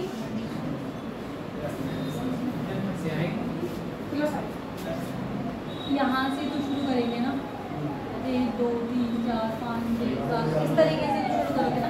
तो इधर को पढ़ रहे हो ना, इधर को क्या, वही तो बोल रही हूँ मैं, सेम ही बात तो बोली, तभी तो मैं उसी को तो गिन रही हूँ ना, नीचे वाले को गिन ही कहाँ रही हूँ। अरे भाई यहाँ पे हूँ मैं, तुम ध्यान नहीं दे रहे हो,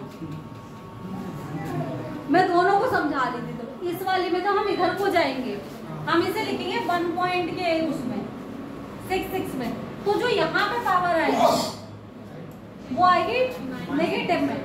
जब मैं पॉइंट को हटा के किधर लेके गई, राइट हैंड साइड में, सही है, समझ में आता है सबको, राइट हैंड साइड, इस साइड को जब लेके जाऊंगी पॉइंट को हटा के, तब कैसी आएगी पावर, माइनस में आएगी। ये क्या हो रहा है,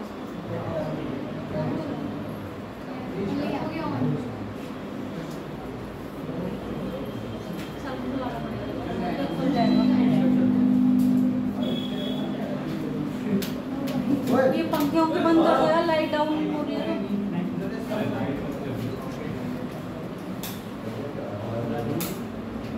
पेन बंद किया, पेन बंद कर दो।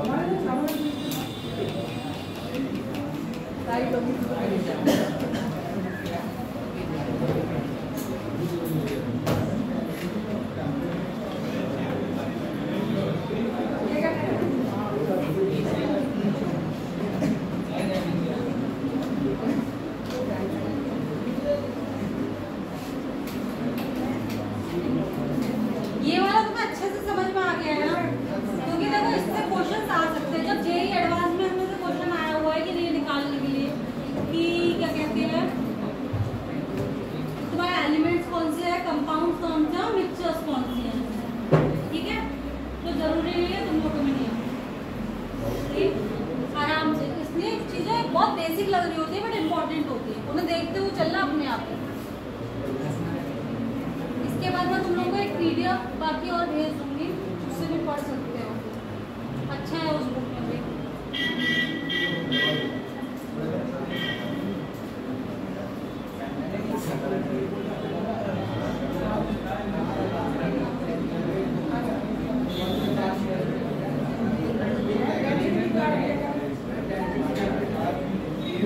टेम्परेचर के बारे में नहीं पढ़ाया था ना?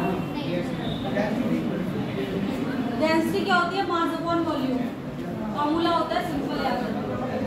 सही है, ये तुम्हें याद करना है कि मास अपॉन वॉल्यूम आ गया तो हमारे क्या आ गया? डेंसिटी आ गई। सेम इसी से क्या निकाल लेंगे हम? इसका मास का और वॉल्यूम का यूनिट रख के क्यों से आ गई। कुछ अच्छा जो को तो सबको सुना दो, सब लोग। देखो मैं देख कहीं भी रही हूँ, मैं निगाह सब पे है, क्योंकि यहाँ से खड़े होकर सब कुछ दिख रहा होता है। ये मत सोचो ध्यान होता है तो तुम में से कोई दिख नहीं रहा है।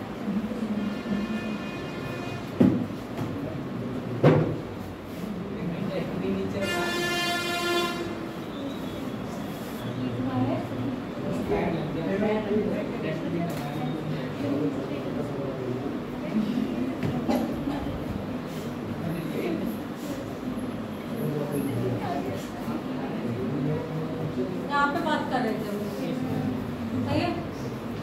अब मैंने तो बता दिया था, जब हम क्या करते हैं इधर से आके पॉइंट को इधर लेके आएंगे, यहाँ क्या है? राइट से जब हम लेफ्ट में जा रहे हैं तो हमारा पॉइंट 10 की पावर कैसे आएगी? पॉजिटिव में आएगी। जब हम इसको, सही है, आपकी बात ध्यान रखना, इसको यहाँ से इधर को ले जा रहे हैं, ठीक है, तो क्या आएगा? माइनस में आएगी। और ये क्यों यूज करी गई? बहुत बड़ी बड़ी क्वांटिटीज को सिंप्लीफाई करने के लिए। जब बहुत सारे नंबर्स इकट्ठे लिखे हुए होते हैं तो देख के उनको समझ में नहीं आ रहा होता है, उनकी कैलकुलेशन को सिंप्लीफाई करने के लिए हमने क्या दे दिया? साइंटिफिक नोटेशन का यूज कर लिया, सही है। अब साइंटिफिक नोटेशन को नॉर्मली कैसे हम लोग लिखते हैं? n इंटू 10 की पावर n, सही है। 10 की पावर n क्या होती है? जितने भी पॉइंट के बाद जो हमारे होंगे क्या नंबर्स, वो चले जाएंगे, ठीक है। अब जैसे कि यहाँ पे हमें लिखा हुआ है, ये लिखा हुआ है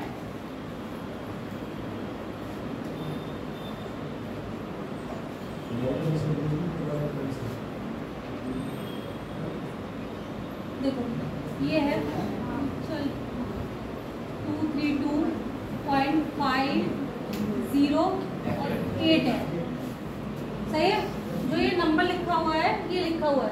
अब जब हम इसको सिंपलीफाई करके लिख रहे हैं, साइंटिफिक नोटेशन में लिख रहे हैं, तो हम क्या लिखेंगे? जो हम नॉर्मली लगाते हैं, पॉइंट लगाते हैं एक के बाद में, सही है। नॉर्मली हम जनरली जब हम इसे सिंपलीफाई कर रहे होते हैं तो हम पॉइंट को एक के बाद में रहने देते हैं। तो हमारा सबसे पहला क्या है? 2 है, 2 के बाद में हमने लिया है पॉइंट। ये पॉइंट कितना आ गया? दो नंबर्स आगे आया ना, तो हम इसको क्या लिख देंगे?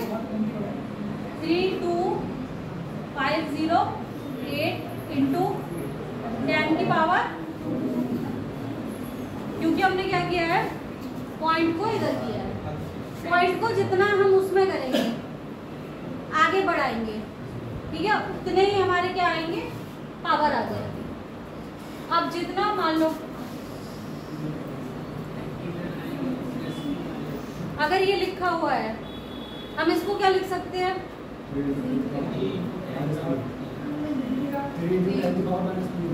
3 क्यों आई? 4 आएगी बेटा, क्योंकि देखो 1 2 3 4, सही है। 4 को लेके गए तो 3 इंटू 10 टू की पावर माइनस का। आ गया समझ में?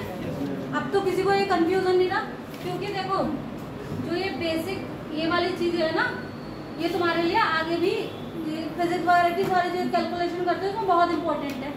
और केमिस्ट्री की भी सारी कैलकुलेशन में 10 की पावर तो आनी ही आनी है, सही है। 10 की पावर को अब हम लोग क्या करेंगे?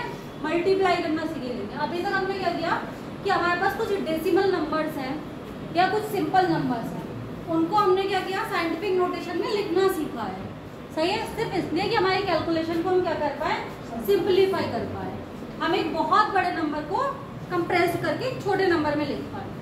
देखो अब मल्टीप्लिकेशन और डिवीजन में क्या होता है, अब हम चीज को देखते हैं। जब हमारे पास दो ऑपरेशंस हैं, सही है, ऑपरेशंस क्या होते हैं, दो नंबर्स हैं, सही है, सिंपल लैंग्वेज में सीखो।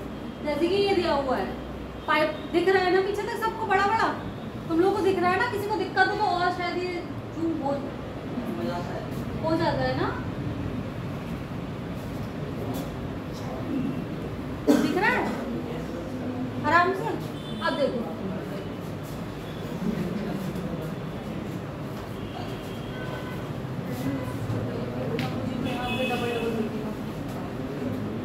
देखो ये एक नंबर हमारे पास ये है, इसमें हमारे 10 की पावर कितनी है, 5 है,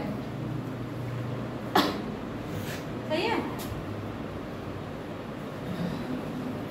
यहाँ पे हमारी क्या है, 10 की पावर 5 है, यहाँ पे क्या है हमारे 10 की पावर 8 है।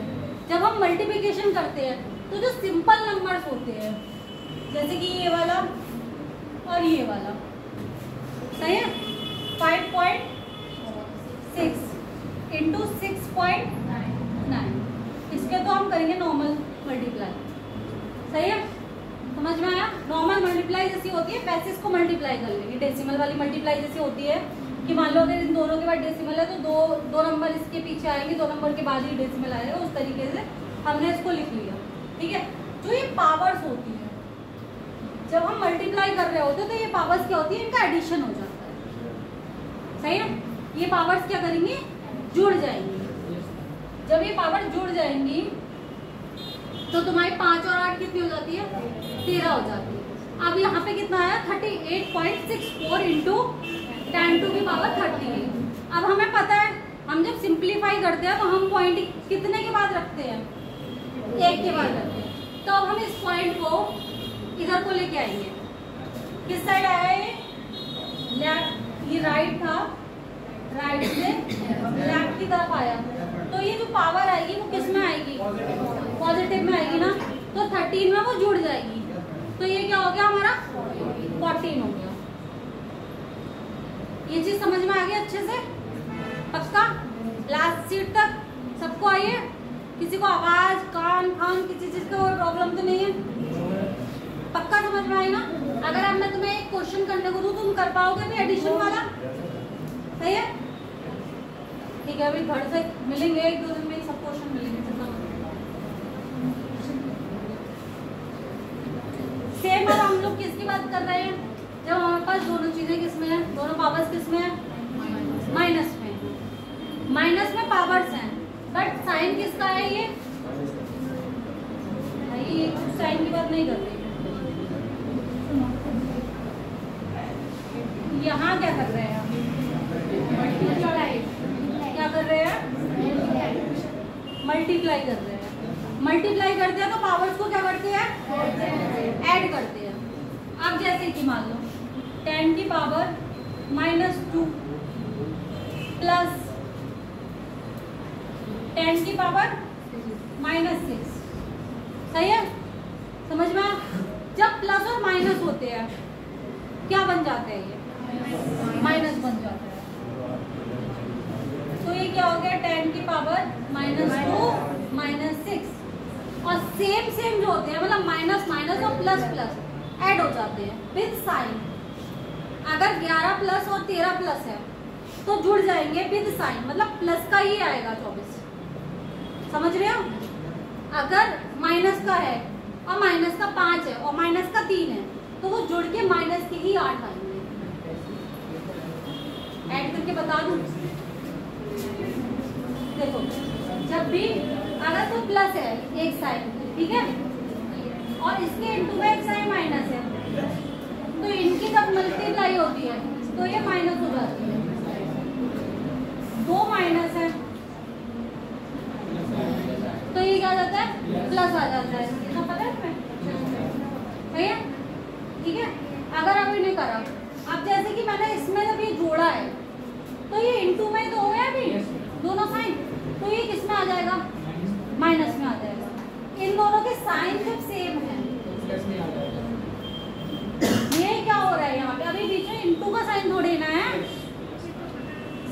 इनका साइन है, तो ये दोनों क्या करेंगे, जुड़ जाएंगे, क्योंकि ये सेम साइन के हैं। समझ में आया? सेम साइन के हैं। अगर ये डिफरेंट साइन के होते कि मान लो माइनस का 6 होता, अगर नहीं समझ में आ रहा पूछो, कोई प्रॉब्लम नहीं। ये माइनस का 6 है और ये प्लस का 2 होता तो क्या होता है यार, और माइनस का 4 आता, क्योंकि साइन जिसका ज्यादा होगा, जिसकी क्वांटिटी ज्यादा होगी, जिस साइन की, साइन वो आएगा। पढ़ लो। कितने कितने दूर से आते हो तुमसे पूछ लो, उनसे पूछ लो कहाँ से आते हो, यहीं से आते हो? तुम्हें पता है मैं कितनी दूर से पढ़ाने आ रही हूँ तुम्हें? तो अगर मैं आ रही हूँ तो पढ़ लो। मैं टोटल 100 किलोमीटर रोज का सफर कर रही हूँ, सही है? तो अगर मैं यहाँ बहुत सीरियस होकर क्लास में इसीलिए खड़ी हुई हूँ कि तुम लोग पढ़ पाओ। और कोई इसलिए नहीं है कि भाई ठीक है अगर तुम्हें एंजॉय करना, मेरा कुछ नहीं, मेरी ड्यूटी है बस पढ़ाने की। मैं यहाँ पे आऊंगी, ये पीडीएफ भी तुम्हें दिखाऊंगी, 4 क्वेश्चन यहाँ लिख लाऊंगी, मेरा काम हो गया, मेरी क्लास खत्म, नहीं समझाऊंगी। भाई क्यों चीख चीख के मैं समझा रही हूँ? इसीलिए तो समझा रही हूँ कि तुम्हारे दिमाग में कुछ जाए। बीच क्लास में मत बोलो, बातें करनी है, तुम्हें नहीं प्रॉब्लम समझ में आ रही है, एक दूसरे से पूछना। अच्छा मैं खड़ी हुई हूँ, मुझसे पूछ लो यार, समझो इस चीज को। भाई सुबह निकल रही हूँ 10 बजे, तब यहाँ 2 बजे पढ़ा रही हूँ। तो एक सिंसियर बन जाओ भाई, डॉक्टर्स बनने वाले। तुम लोग यार खिलवाड़ कर रहे हो कि बस हम तो भाई कोचिंग कर रहे हैं, क्योंकि बिकॉज हमें घर वालों को बताना है कि हमने नीट की कोचिंग ज्वाइन कर रखी है, तो अलग चीज है। सिंसियर बनो ना भाई, अगर कोचिंग ज्वाइन करी है तो कोशिश तो करो कि हमें उस पैरामीटर से, ऐसा नहीं है इंडिया में कोचिंग बहुत कम चल रही है, ठीक है, और बहुत फ्री कंटेंट भी तुम लोगों को मिल रहा है। मगर जब कोई पर्सनल तुम्हें तुमसे बात कर रहा होता है या पर्सनली तुम्हें समझा पा रहा होता है, मैं भी कोशिश ये कर रही हूँ कि जितनी तुम्हारी टॉप मोस्ट कोचिंग्स चल रही हैं, मैं उन सबका कंटेंट तुम्हें दे पाऊँ। अगर तुम लेना चाहोगे तभी तो दे पाऊंगी। अब आधे तुम में से कह रहे हैं मैम हम नोट्स घर जाके बना लेंगे, आधे तुम में से कह रहे हैं मैम हमें तो ऐसे ही याद हो जाता है, आधों का ध्यान ही नहीं है। तो तुम लोग कैसे लग रहा है? तुम्हें लग रहा है कि नीट मजाक है? नीट की कट ऑफ देख रहे हो तुम लोग? और खाली एक सब्जेक्ट कोई भी पढ़ लेने, अगर तुम बोलो मेरा बायो अच्छा है, मैं बायो रट के जा रहा हूँ, एक सब्जेक्ट से थोड़ी ना पास हो जाओगे ना। मैं कह रही हूँ सिर्फ केमिस्ट्री की गुट्टी पी के तुम बाद में पास कर दूंगी, बट हाँ रैंक्स में तुम ऊपर नीचे हो जाओगे भाई। बहुत प्यार से समझा रही हूँ भाई, क्लास के टाइम में जिस किसी को बात करनी है या तो बाहर चले जाओ, वरना मेरे से कर लो। अगर तुम्हें उसने पूछा ना, अभी उसे 2 बार नहीं समझ में आ रहा, पूछा बहुत अच्छी बात है, नहीं आएगा मैं 3 बार में बताऊंगी एक ही चीज को। मैं टॉपिक मुझे भले कल खत्म करना हो, मैं कल 2 घंटे पढ़ा लूँ, 3 घंटे पढ़ा लूँ, मेरी प्रॉब्लम है।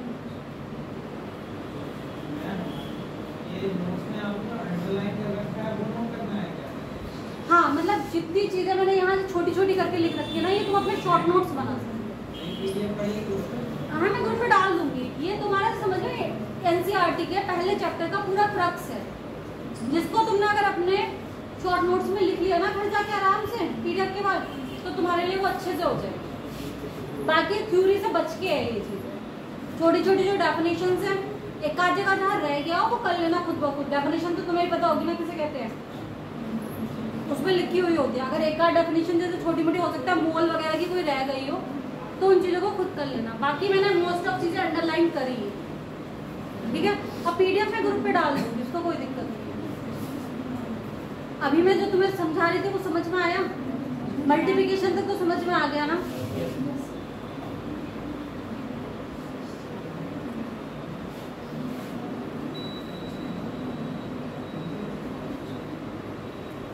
यहाँ तक सेम ही है, ये माइनस वाली की थी, ठीक है, ये वाला भी समझा दिया।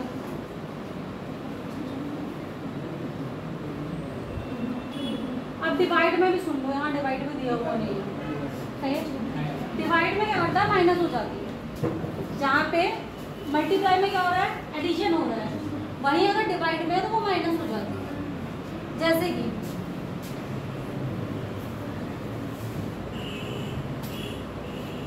अब अगर मेरे पास यहाँ पे 10 की पावर 2 है, सही है, यहाँ पे 10 की पावर 3 है, सही है, तो ये क्या करेगी जब ये ऊपर को जाएगी 10 की पावर 2 इंटू, जब इसको हम मल्टीप्लाई में ले जाएंगे तो इसका क्या हो जाएगा, साइन चेंज हो जाएगा, सही है। तो जब ये हो गया माइनस का 3,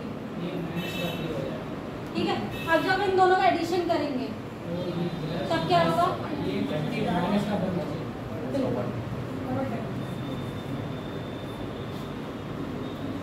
सही है। जब भी हमें कुछ भी डिवाइडिंग में होता है तो हम उसको फिर मल्टीप्लाई में ले जाते हैं, मल्टीप्लाई में ले जाते हैं तो नीचे वाला जो ऊपर जाता है उसका क्या होता है, उसकी पावर का साइन चेंज हो जाता है। साइन चेंज करने के बाद हम उसको मल्टीप्लाई की तरह जोड़ते हैं, घटाते हैं, जो कुछ है। अगर मान लो यहीं पे ये होता 10 टू की पावर 5, 10 टू की पावर माइनस का 5 तो जब ऊपर जाएगा ये क्या हो जाएगा, प्लस आ जाएगा, सही है। ये क्या हो जाएगा, साइन 10 टू की पावर 4 इंटू 10 टू की पावर 5, टोटल क्या हो गया, सही है। देखो पूरे टॉपिक में तुम लोग भी सोच रहे हो मैं इतनी सी जगह पे क्यों इतना ज़्यादा इंपॉर्टेंस दे रही हूँ, क्योंकि आगे करानी है कैलकुलेशंस फिजिकल, समझे। ये बहुत सारी चीज़ें होती कि हम छोड़ भी सकते थे, क्योंकि मैं मान लेती कि तुम लोग भाई 12th करो इतना तुम्हें आता है, बट मेरे हिसाब से अगर नहीं भी आता है जिस किसी को, क्योंकि सब लोग एक बैकग्राउंड से नहीं पढ़े हुए होते हैं कि सबके स्कूल में ये सब चीज़ें छोटी छोटी बताई, और बच्चों की छोटी छोटी कैलकुलेशन प्रॉब्लम नहीं होती, और बच्चा शायद कॉम्पिटिशन की तैयारी करने भी इसीलिए आता है 12th, तो तुम सब पढ़ चुके हो कि जो स्कूल्स में नहीं पढ़ाया गया, जिस पर इम्पोर्टेंस नहीं दी गई हमें, क्योंकि स्कूल्स में क्या कराया जाता है कि हमें एक बंडल बनाया गया, हमें लिखाया गया और वो वही पेपर्स में लिख के आना है, क्योंकि फिक्स है भाई, प्रीवियस ईयर कर लो, थोड़े से क्वेश्चन जो क्वेश्चंस आते हैं सब टीचर्स को पता होता है कि ये वाला चैप्टर पढ़ लेना, इसका जो क्वेश्चन आ जाएगा, इसकी प्रिपरेशन आ जाएगी, इसकी मैकेनिज्म आ जाएगी। क्या समझ में नहीं आ रहा बेटा, बोलो, देख नहीं रहा क्या कुछ भी, तो समझ में क्या नहीं आ रहा, बातें क्या कर रहे हैं, बोलो। नहीं दिख रहा है तो ये वाला नहीं दिख रहा, ये वाला यहाँ बोल दो, मैं कलर ही चेंज कर दूँगी। अब जैसे देखो अगर 10 टू की पावर 4 है, सही है, अपॉन में 10 टू की पावर 5 है, सही है। जब ये ऊपर जाएगी 10 टू की पावर 4 इंटू 10 की पावर माइनस का 5 हो जाएगा, क्यों हुई, इसका नीचे का साइन ऊपर गया तो वो चेंज हो गया। अब उसके सिंपल एडिशन कर लोगे, एडिशन में क्या होगा, प्लस, सही है, प्लस माइनस का 5, सही है। ये दोनों साइन कैसे हो गए, अपोजिट साइड्स हो गए, तो यहाँ क्या आ जाएगा 4 माइनस 5, इसमें माइनस वाली वैल्यू किसकी बड़ी है, 5 की बड़ी है, तो ये जो साइन आएगा वो माइनस का बना है, ठीक है। और एक चीज और याद रखो, अगर कोई भी वैल्यू मॉड के अंदर दे दी गई है तो इसमें साइन का फर्क करना बंद हो जाता है। मॉड लगते ही हर वैल्यू की वैल्यू पॉजिटिव में ही आती है। अगर मान लो मैंने कि मॉड 4 माइनस 5, इसकी वैल्यू क्या होगी,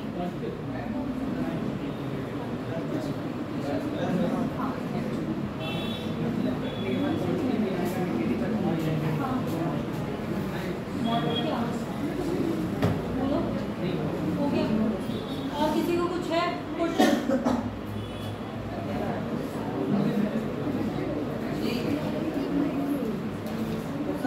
अगर मोड के अंदर कोई घात माइनस किया तो वो मतलब जैसे कि क्वेश्चन है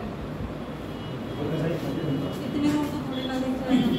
मैं जैसे ने ये भी क्वेश्चन बनाया, जैसे ये मोड के अंदर है, पावर में माइनस में से सच में होगा वाला नहीं होगी, नहीं होगी, मतलब मैं कोई नंबर होगा वो हो जाएगा। मॉड के अंदर की शायद पावर वाली वैल्यू चेंज नहीं होती, फिर भी मैं कल तुम्हें कंफर्म करके बताऊँ, पावर वाली वैल्यू सेम ही रहती है, जो टोटल वैल्यू होती है शायद वो चेंज हो जाती है। और अगर किसी को पता हो तो उसे कंफर्म कर दो, पता है किसी को भी नहीं पता होगी मैं कल देख के तुम्हें कंफर्मेशन से बता दूंगा, बट शायद मॉड के बाद पावर में वैल्यू चेंज नहीं होती, सिर्फ टोटल वैल्यू चेंज होती है। क्योंकि पता है, सुनो साइन क्या है उसका।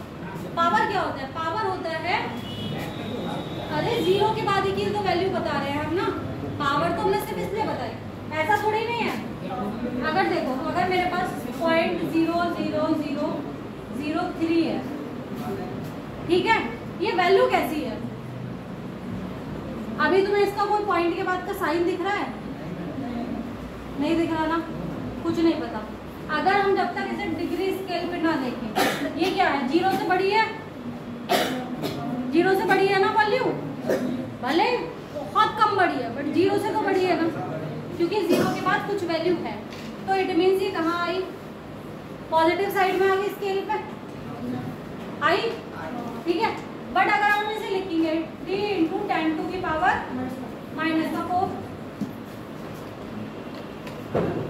आगे समझ लो।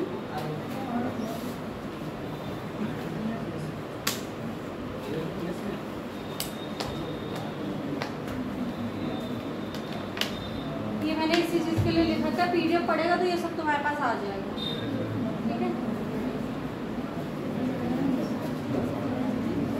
ये हमने अब देखो एडिशन और सब्सट्रैक्शन में क्या होता है। तो हमने क्या ले ली? डेसिमल यूनिट्स ले ली, ठीक है। 6.65 × 10⁻⁴। यहाँ पे क्या है? 3। तो हम इनमें से जो कॉमन वैल्यू होती है, जैसे 10⁻³ हम दोनों में से कॉमन ले सकते हैं, उसको कॉमन ले लेते हैं। उसके बाद 10 किससे मल्टीप्लाई करा देंगे, फिर एडिशन कर लेंगे, तो हमारे पास जितना भी आएगा उसके बाद हम उसको फिर के नॉर्मलाइजेशन करके इसको इसकी पावर में लिख लेंगे। अब कैसे? सिंपल में सुनो,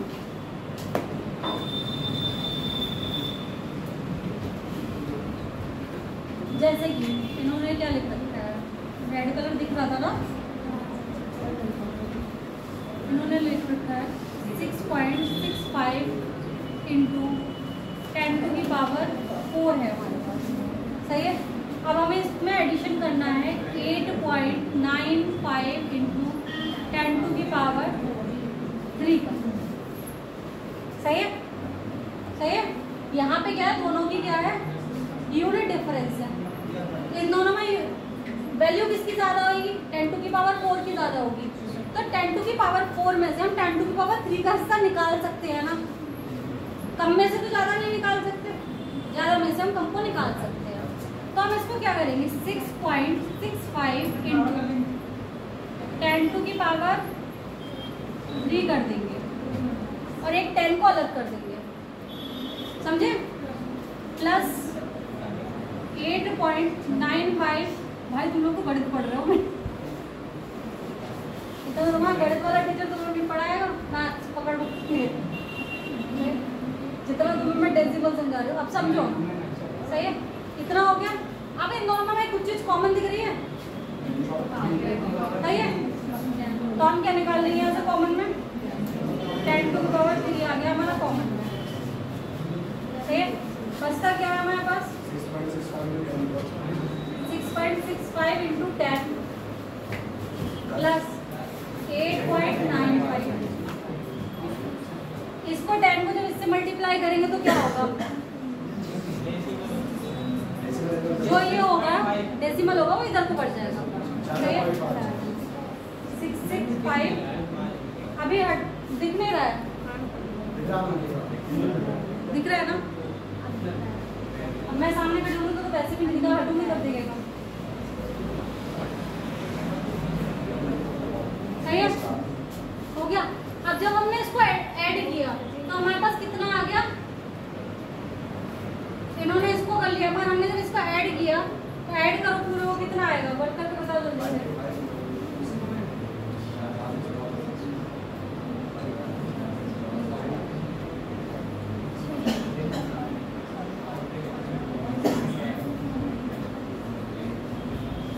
कितना आ रहा है कुछ? हाँ, इंटू हमारे पास कितना था बाहर? 10⁻³ था, सही है। अब हम एक पॉइंट जब इससे किधर को लाएंगे? लेफ्ट साइड में लाएंगे, तो क्या होगी? पावर क्या होगी? प्लस होगी, प्लस होगी, प्लस होगी। तो ये हमारा कितना आ जाएगा total? 7.545 into 10 to the power 4। सही, ये हमारा फाइनल आंसर यही आ गया जो इनका आया। बस इन्होंने क्या किया था, 10 to the power 4 ही कॉमन ली थी, हमने क्या किया था 10 to the power 3 कॉमन ली। इन्होंने तो 4 कॉमन ली, उन्होंने कैसे किया 4 कॉमन करने के लिए, बस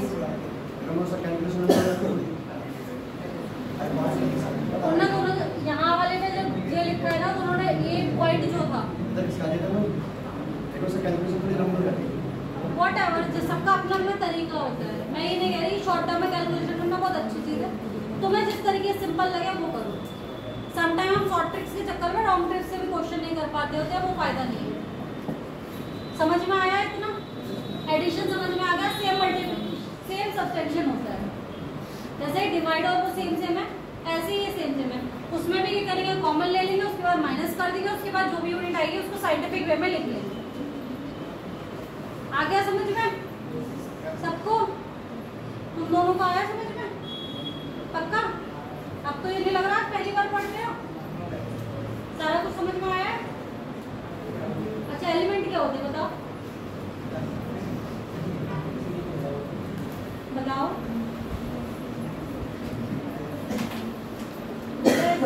कॉपी ये सब करे को बैठे हुए, इन्हें किताब भी पढ़नी आ चुकी है 2 साल में के बाद, तुम्हारा अभी पहली बार है 11। तो अभी तुमने अगर एलिमेंट इसी को जितना इस चैप्टर में मैंने लिखाया ना वो भी डेफिनेशन अपनी कॉपी पे नोट कर लियो।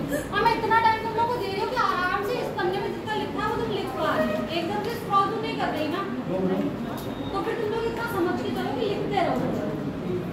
अब तुम्हें नहीं याद है इस टाइम एलिमेंट है, जबकि वो सिर्फ एक जो चैप्टर में वहाँ पे वो इतनी सी टेबल दिखाई है ना, उसी में वो सब कुछ मिल जाएगा मैटर के बारे में कि मैटर को कैसे कैसे डिस्क्राइब किया। पूरा चैप्टर लिखने की जरूरत ही नहीं है, सिर्फ उस टेबल को बना लेना जहाँ मैटर लिखा हुआ है, फिर उसका अलग अलग फिजिकल और केमिकल तरीके से हमने उसे डिवाइड कर लिया, कहाँ सॉलिड्स लिख लिया, कहाँ होमोजीनियस लिख लिया, कहाँ हेट्रोजीनियस लिख लिया है। होमोजीनियस क्या है, हेट्रोजीनियस क्या है, सॉलिड्स की प्रॉपर्टीज क्या है, लिक्विड की प्रॉपर्टी क्या है, गैस की प्रॉपर्टी क्या है। जब तुमने इतना सब कर लिया उसके बाद तुम्हारा क्या हो जाएगा, मैटर वाला जितना एक टॉपिक है तुम्हारे पूरे सिलेबस में कि मैटर्स के बारे में जितनी प्रॉपर्टीज और वो सब है वो तुमने कवर कर ली। एक टॉपिक देखो सबसे बड़ी चीज़ है छोटे छोटे अपने एम्स बना के चलो। एक चैप्टर है मान लो एनसीईआरटी का एक चैप्टर है पूरा, इसमें मैंने कल रात बैठ के लिखे कि इसमें टोटल मिला के 1 2 3 4 5 6 7 8 9 10 टॉपिक्स हैं जो छोटे छोटे हैं। जैसे कि इंपॉर्टेंस ऑफ केमिस्ट्री 1 हो गया, नेचर ऑफ मैटर 2 हो गया, properties of metals and it's measurements हो गया तीसरा टॉपिक, सही है। अनसर्टेनिटी इन मेजरमेंट हो गया चौथा। आज हमने 4 टॉपिक्स खत्म कर लिए, समझ में आया? 4 टॉपिक्स खत्म कर लिए। अब हम कल को क्या पढ़ेंगे, लॉ ऑफ केमिकल कॉम्बिनेशन पढ़ेंगे, सही है। एटॉमिक एंड मॉलिक्यूल्स के मासेस कैसे निकाल रहे हैं, किस किस परसेंटेज में निकाल रहे हैं, मोल कॉन्सेप्ट पढ़ेंगे, सही है। उसके बाद परसेंटेज कंपोजिशन पढ़ेंगे और पढ़ेंगे स्टिचियोमेट्री। ये छोटी छोटी चीज़ें हैं, इनके फॉर्मूलाज हैं सीधे सीधे तुम्हें देने हैं, ठीक है। वो मैं कल एक पेपर पे लिख के लाऊँ या इस पे लिख के दिखाऊँ या कोई पीपीटी बना के लाऊँ, मैं वो बना लाऊंगी और तुम्हें दिखा दूंगी। और देख तो तुम अभी लो, इसमें भी बहुत अच्छे से एनसीईआरटी में दे ही रखी है वो सब, इतना हमने पढ़ लिया, सही है। अब हम लोग किस में पढ़ेंगे, सिग्निफिकेंट फिगर पढ़ेंगे, सही है। सिग्निफिकेंट फिगर इतना मेरी ऊपर दया कर लेना किताब से प्लीज, 6-7 पॉइंट मैं यही डाल दूंगी। अगर किताब नहीं भी है ना, सब लोग ग्रुप में तो ऐड हो गई ना, बस तो उस ग्रुप से ये वाला एक पॉइंट पढ़ लेना। मैं कल को इसे पढ़ा दूंगी क्योंकि मैं ये सोच रही हूँ कल को मुझे चैप्टर खत्म करना है, ठीक है। तो जितना भी ये 4-5 पॉइंट्स हैं ये तुम्हें समझ में आ जाए, वेल एंड गुड। नहीं समझ में आए पढ़ के आओगे तो कल जब मैं बहुत जल्दी में पढ़ाऊंगी तब भी तुम्हें समझ में आएगा। हाँ कल चैप्टर खत्म कर लेंगे क्योंकि 4 यूनिट है छोटे छोटे। लॉ ऑफ कॉम्बिनेशन की जो लॉ है 5 ही तो है, 2-2 3-3 डेफिनेशंस के हैं, सही है। उनको छोटे छोटे तुम्हें 1-2 न्यूमेरिकल्स बता दूंगी जिससे तुम्हें समझ में आ जाएगा कॉन्सेप्ट अच्छे से, ठीक है। और ये मोल कॉन्सेप्ट वाले में क्या है, मोल कॉन्सेप्ट वाले में सबके सब न्यूमेरिकल्स वाला जो फॉर्मूलाज इंपॉर्टेंट है वो सब समझा दूंगी, सारे फॉर्मूलाज तुम्हें लिखा दूंगी मोल कॉन्सेप्ट के एक जगह पे। तो तुम्हारा वो चीज़ क्लियर हो जाएगी। बाकी ये पढ़ लोगे, ये सिग्निफिकेंट वगैरह तो मैं अच्छे से पढ़ाऊंगी, ऐसा नहीं है ये नहीं पढ़ाऊंगी, बट इतना इम्पोर्टेंट है नहीं, क्योंकि ये सबको पता है कि अगर 4 के बाद 5 में 4 के बाद 5 से बड़ा कुछ भी आ जाता है तो उसे 6 करके लिख देते हैं। पॉइंट के बाद वाली जो वैल्यूज है या पॉइंट के बाद कितनी सिग्निफिकेंट फिगर है वो कैसे निकल रही है, वो 5-6 ये पे वही लिखे हुए हैं पॉइंट्स, उसमें है। सही है, ये सब नॉर्मल चीज़ें हैं, प्रोसीजर वगैरह इसमें कुछ नहीं है, ये तो हमने पढ़ी लिया है ना सर। सिग्निफिकेंट फिगर वाला ये जोड़ना घटाना ये मैं बता दूंगी।